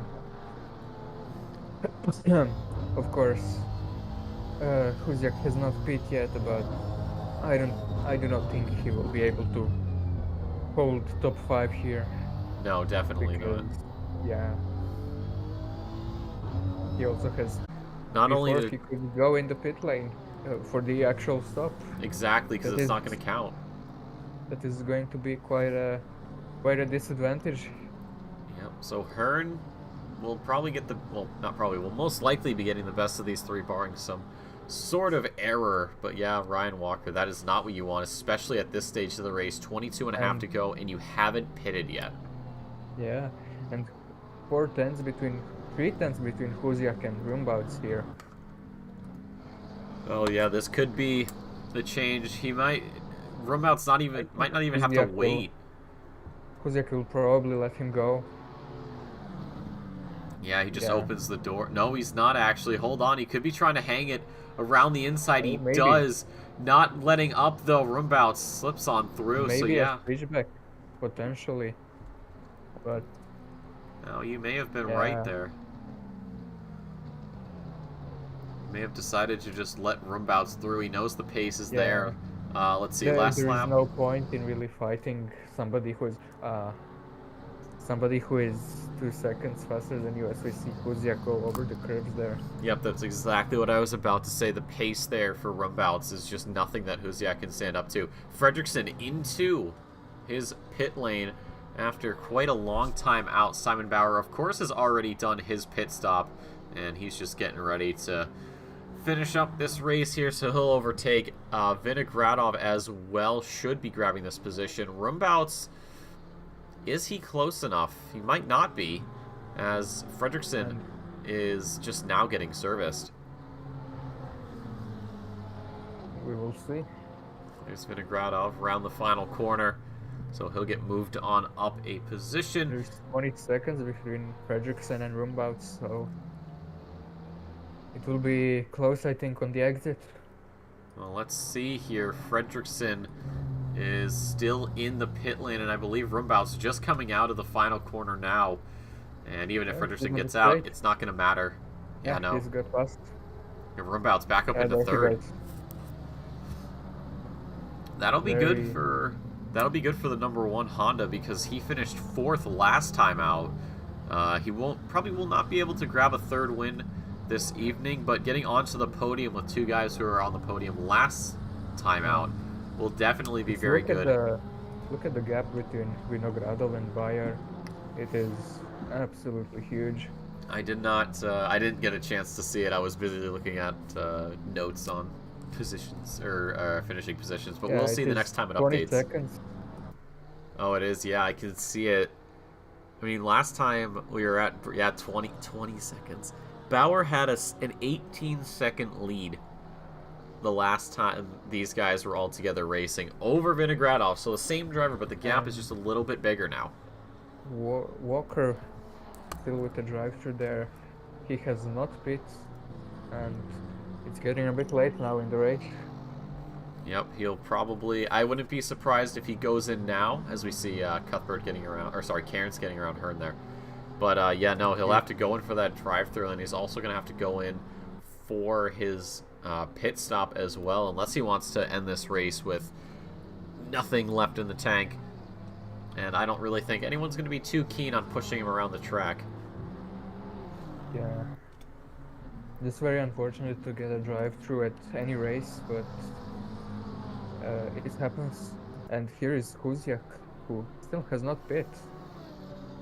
No, we've had some drivers really stretching these stints as far as they can. Abelstead was one of them.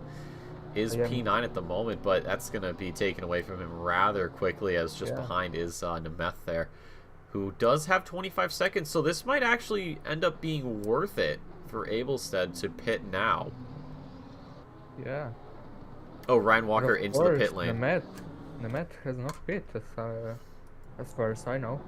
Ryan And there Walker. goes Walker. So let's see, if this is the drive-through clearance, this might be the drive-through clearance. This will probably not be the pit stop. Olberg Oh, picks and up a Oberg. drive-through. Oh, no. Okay, so yeah, Ryan Walker is serving the drive-through. This will be... He'll have to go back for a second time to serve his actual pit stop. Because, again, drive-throughs do not count if you're... And Nemeth Oh, my also goodness. has a drive-through. Right towards the end. There it is. Right into the pit lane. Just serve it immediately and get back out. So that might actually be great for Abelstead to hold on to a top 10 finish. That'd be huge for him. Yeah, for an AM driver in the top 10, it is quite amazing, I'd say. Yeah, absolutely. And even though we have a smaller grid, anything can happen. Yeah, it does not matter that the grid is smaller. The competition is still the same. Absolutely. Ryan Walker has served that drive-through. So I wouldn't be surprised if the next time out he decides to get that pit stop done and dusted. Same with the Meth. And then we have Huziak as well. And I believe Bouchard. I wish I should be writing these things down, but yeah, there's Olberg into the pit lane for the drive-through. It certainly has been a night here for the Swede. It's not been very kind to him. Yeah, a lot of very unfortunate moments for him, but yeah, it is still not a bad position really.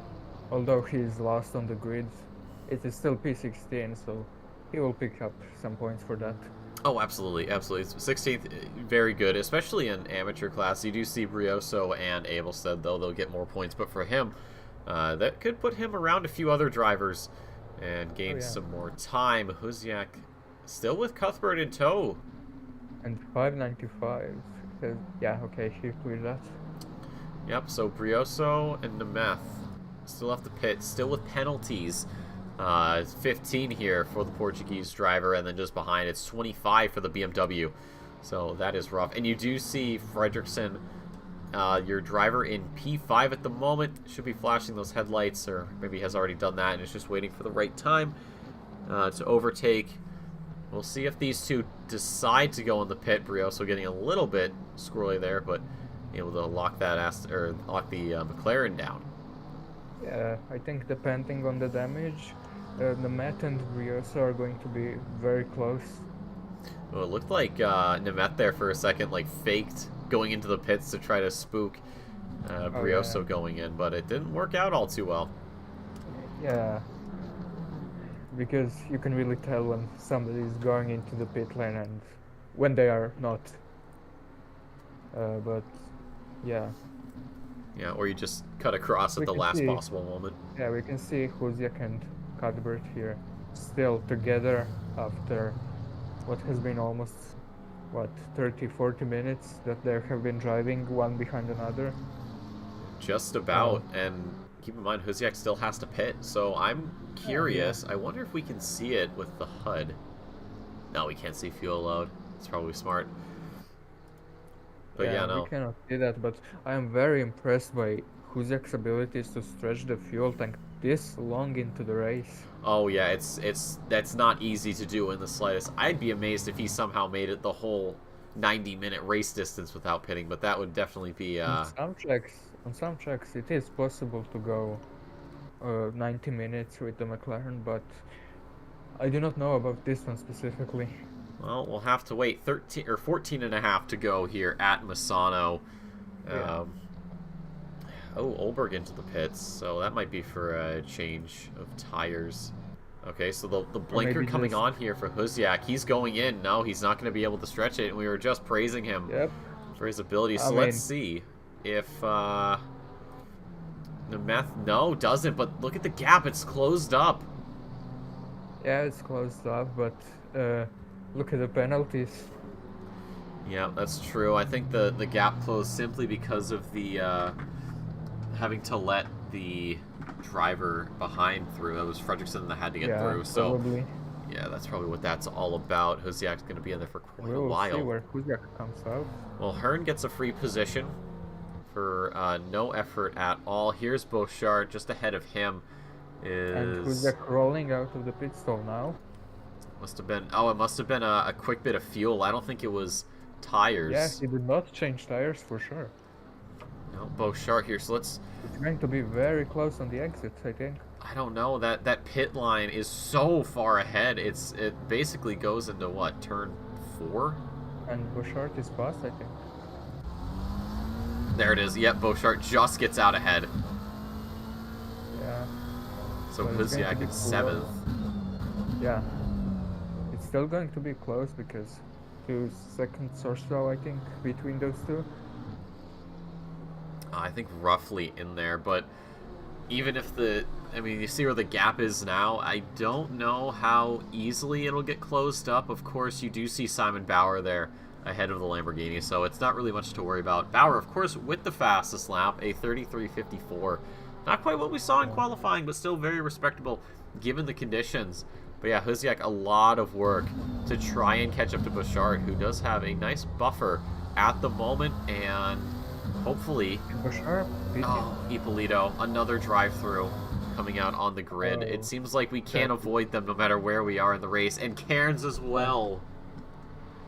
Wow, that is really unfortunate for those two. But what a time! No, but look at where Cairns got his drive-through. He got it quite literally in front of pit lane.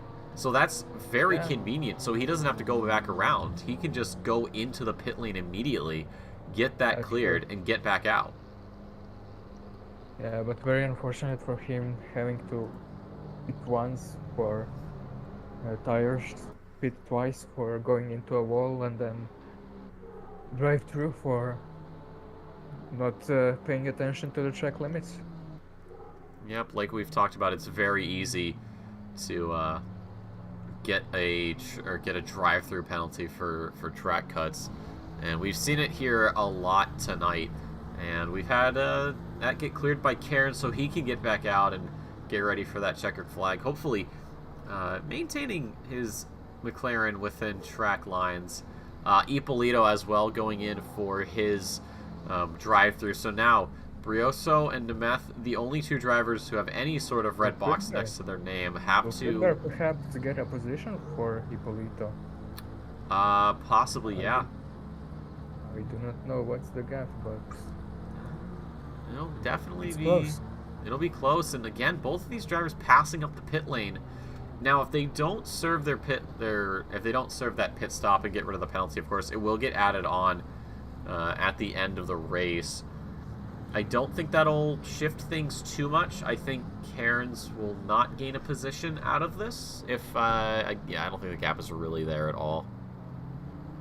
Yeah, because he just served a drive-through, so that is automatically like 20-25 seconds. Oh, and Nemeth into the back there of Brioso. He wasn't expecting Ippolito. Braked a little too late. Oh, Ippolito trying to just do his race and ends up causing an accident. I'm sure that Brioso has called that out already. So Nemeth, if 25 wasn't bad, I'm sure something more is going to be a lot more painful. Oh yeah. Unfortunate, but it's racing. It absolutely is. And we see it here tonight. Simon Bauer, though, what an evening this man has had. He's been leading quite a few laps. He is on lap 50. Eugene Vinogradov, the only other driver currently on the grid that is on that lead lap. Rumbouts is getting ready to finish up a lap, so he'll be on lap number 50. And then there's about an 11-second gap down to Fredrickson, who will be on lead as well, and then 20 or so seconds to Hearn. The gap right now, 18.9, so about the same as we saw. It's not as high as it was earlier. We saw almost 21 seconds, and that's come down a bit. Bauer, of course, having to deal with traffic, but it's still a dominating performance. It will really matter that the gap is closing, because we just have 9 minutes to go, and Vinogradov would have to lap a lot faster than he is currently to even be close to catching Bayer here. Yeah, no, it's not going to be close at all. Simon just has, let's see, if we're running about 134, we're looking at, what, maybe 6 or 7 more laps, I believe, if my math is correct. Yeah, I think so. Yeah, but Simon's had a great night. Of course, this will be, I believe, win number 2 for him. I think, let's see, yeah, I believe so. Yeah, it'll be 2 wins in a row. So we had Roombouts win race number 1 at Paul Ricard and race number 2, and then Bauer won last week at Brands Hatch, and he's on track to do the same here at Misano, so it'll be 2 different winners in 4 races, both of which doing a 1 and 2 race win count in a row. So we'll see if next week, if Bauer can make it to 3 in a row, or if someone will rain on his parade. Next week, of course, we are going to be at Snetterton, so that'll definitely have some very fun moments for us to experience, I think. Oh yeah. Now when I think about it, I don't think I want to race on Snetterton, man. I do not know anything about the track, and I'm sure a lot of drivers. Oh, hold on. We've got, who is that? Fredrickson, I think. Is that Fredrickson? No, it's Ippolito. Oh. Let's see if we can catch this. Hold on. You know what? I can do it. Let me rewind this a little further, because I have some replays. Let me do 35 seconds. Let's see if this works. Perfect. So he goes into the final corner. So what he must have gotten onto the sausage. Yeah, sausage curbs, surely. Oh my god. Bang. Into the wall. Right there. Wow. I always get confused with his and Fredrickson's car because both are yellow and both are Astons, so hard to tell from a distance for me. Yeah, no, you're completely right. And we saw it earlier in the race with, I believe it was Cairns, who we saw get the exact same situation. Yeah. And that's what happens. These sausage curbs are very deadly. I don't think... And now we actually have Ippolito and Cairns, one behind another. Oh, that's true. Yeah, this could be a change of position. Look at the gap. The gap's there, but here's the thing. Oh, no, wait, that's actually a pretty... 30 seconds. Okay, yeah, never mind. I looked at it before. I'm like, oh, 6 seconds, that's not too bad. I'm like, oh, no, it's actually worse. Yeah, so Ippolito will probably just go to the end on this. He knows that going into the pits and repairing the damage is not worth it. Ippolito will get a P11 out of this. Because... Oh, that's true. Yeah, he should. Unless he does something catastrophic. Just take it easy through this corner, man. You don't have to be a hero. Yeah. Getting on those curbs is deadly. Actually, he's going to pick up a P11. You're totally right, because Nemeth is only about 10 seconds, so 25 on that. And plus, you'd have to think that there's maybe going to be a little bit more added on because of the contact from earlier. Yeah, but... And Brioso as well will move down. The stewards only have about 5 minutes to do that, so any penalty that he might get will probably be added on to the next race. Well, that 15... I literally clicked into Discord. Oh, and there it goes. I just clicked into Discord to see if the penalty came through, and right as I did, it came through. So 15 seconds onto Nemeth. The first race out here for the Hungarian has not been the most pleasant. 40 seconds of penalties. I think that's the most I've ever seen in an OR broadcast. You know, very common to see 10, 15, 20, but 40? That's a real kick in the throat. Yeah, I remember I was once racing in another league and I got a minute penalty. Oh my god, how did that happen? I was doing stupid shit. Language. That's all right. I mean, you've watched the broadcast for our special events. There's a little bit in there. Obviously, personally, I like to keep it clean. I know when I do this with Sam Raworth in the North American broadcast, after he does his race, he's a little bit loose cannon sometimes, but I don't mind. But yeah, I was being stupid and ignored a couple of blue flags, and stewards were not having it. Well, that'll do it. We've had that happen here in the OR in seasons past with blue flags and just not moving over. I don't think we've had it yet this season. Obviously, subject to change. But most of the penalties you do see coming through are either going to be for collisions or unsafe rejoins We see a Yeah, few of them in true. AP. Or oh, we actually have a driver in AP red who got ignoring blue flags during their race and got a 10-second for it. So I'm assuming you were in a different series because I have never seen a Yeah, penalty that severe.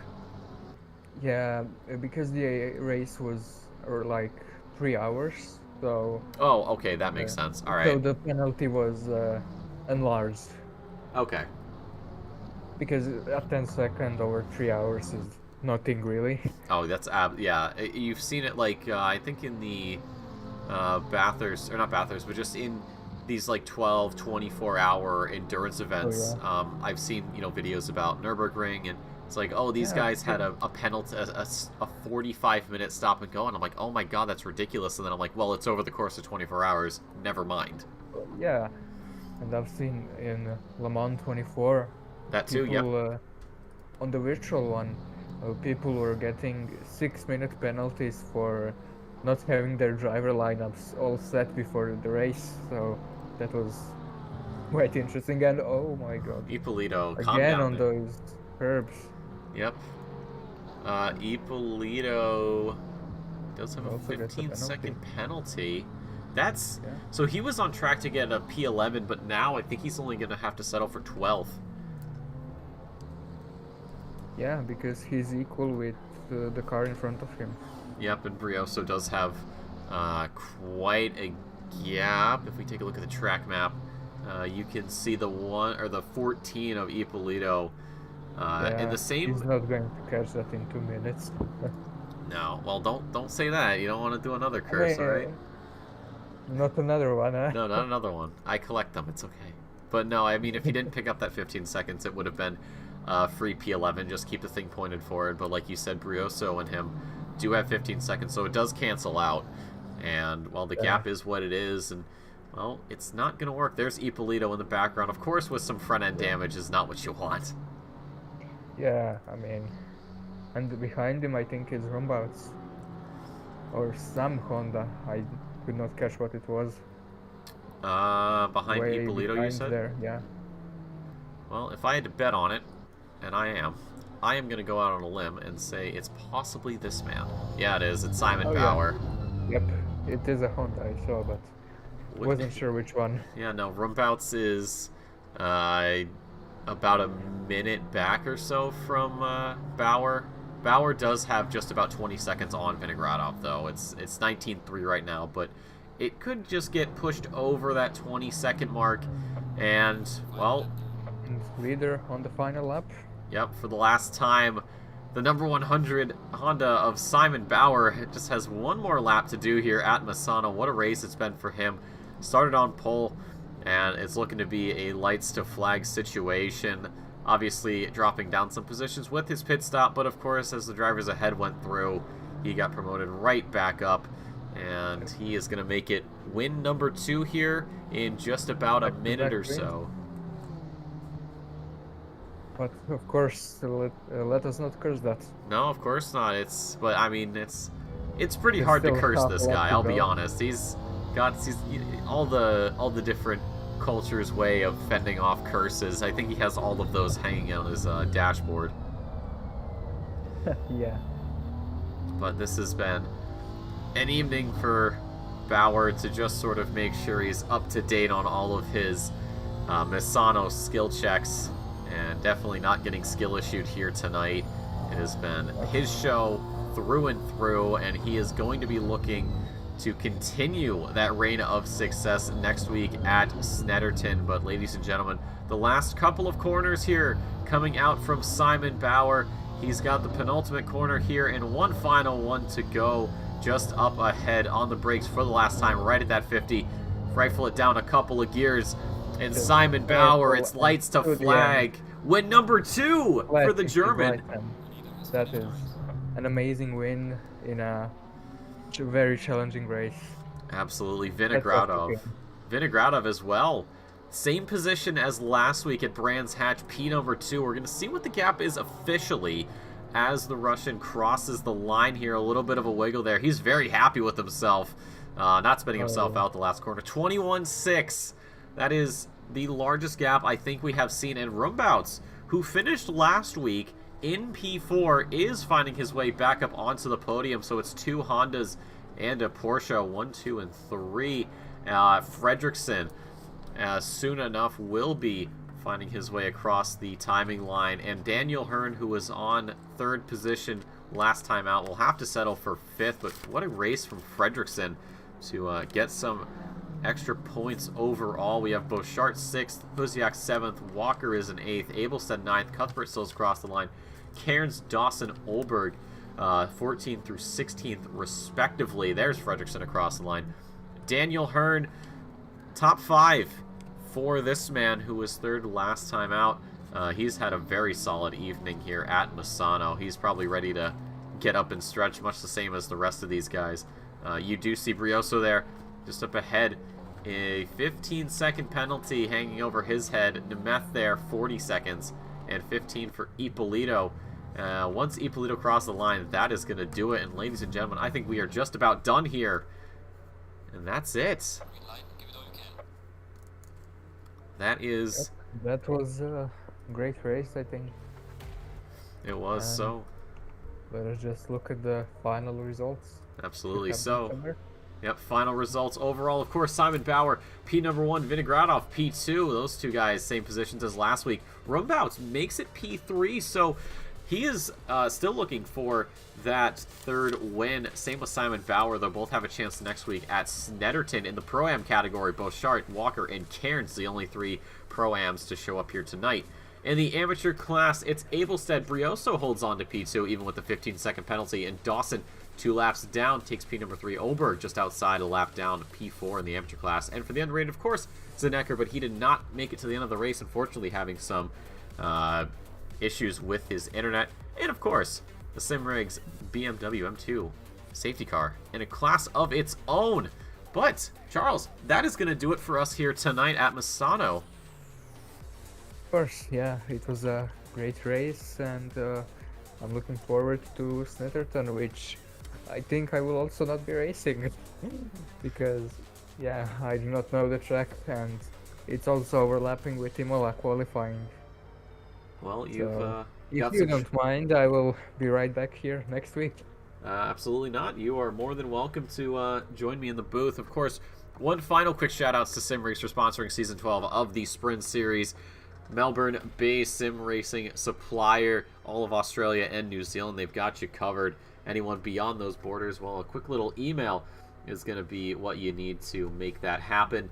And of course, our Patreon members do get a 5% discount with a special little code that we give you. So if you're looking to upgrade or maybe get your rig started and you have to be from certain parts of the world, well, Simrigs has got you covered. But that is going to do it for us tonight. Any closing thoughts, Charles, before I get this party out of here? Not really. It's just been a joy to watch this race, and yeah, All right, well, been a great one. it's been good. Ladies and gentlemen, we'll be back again next week for a sprint round at Snetterton. Hopefully see you all there. But on behalf of myself, Charles, and everyone here at the OR, I'd like to thank you so much for stopping by. Hope you enjoyed your stay. But until next time, as always, stay safe, stay beautiful, and keep it within track limits.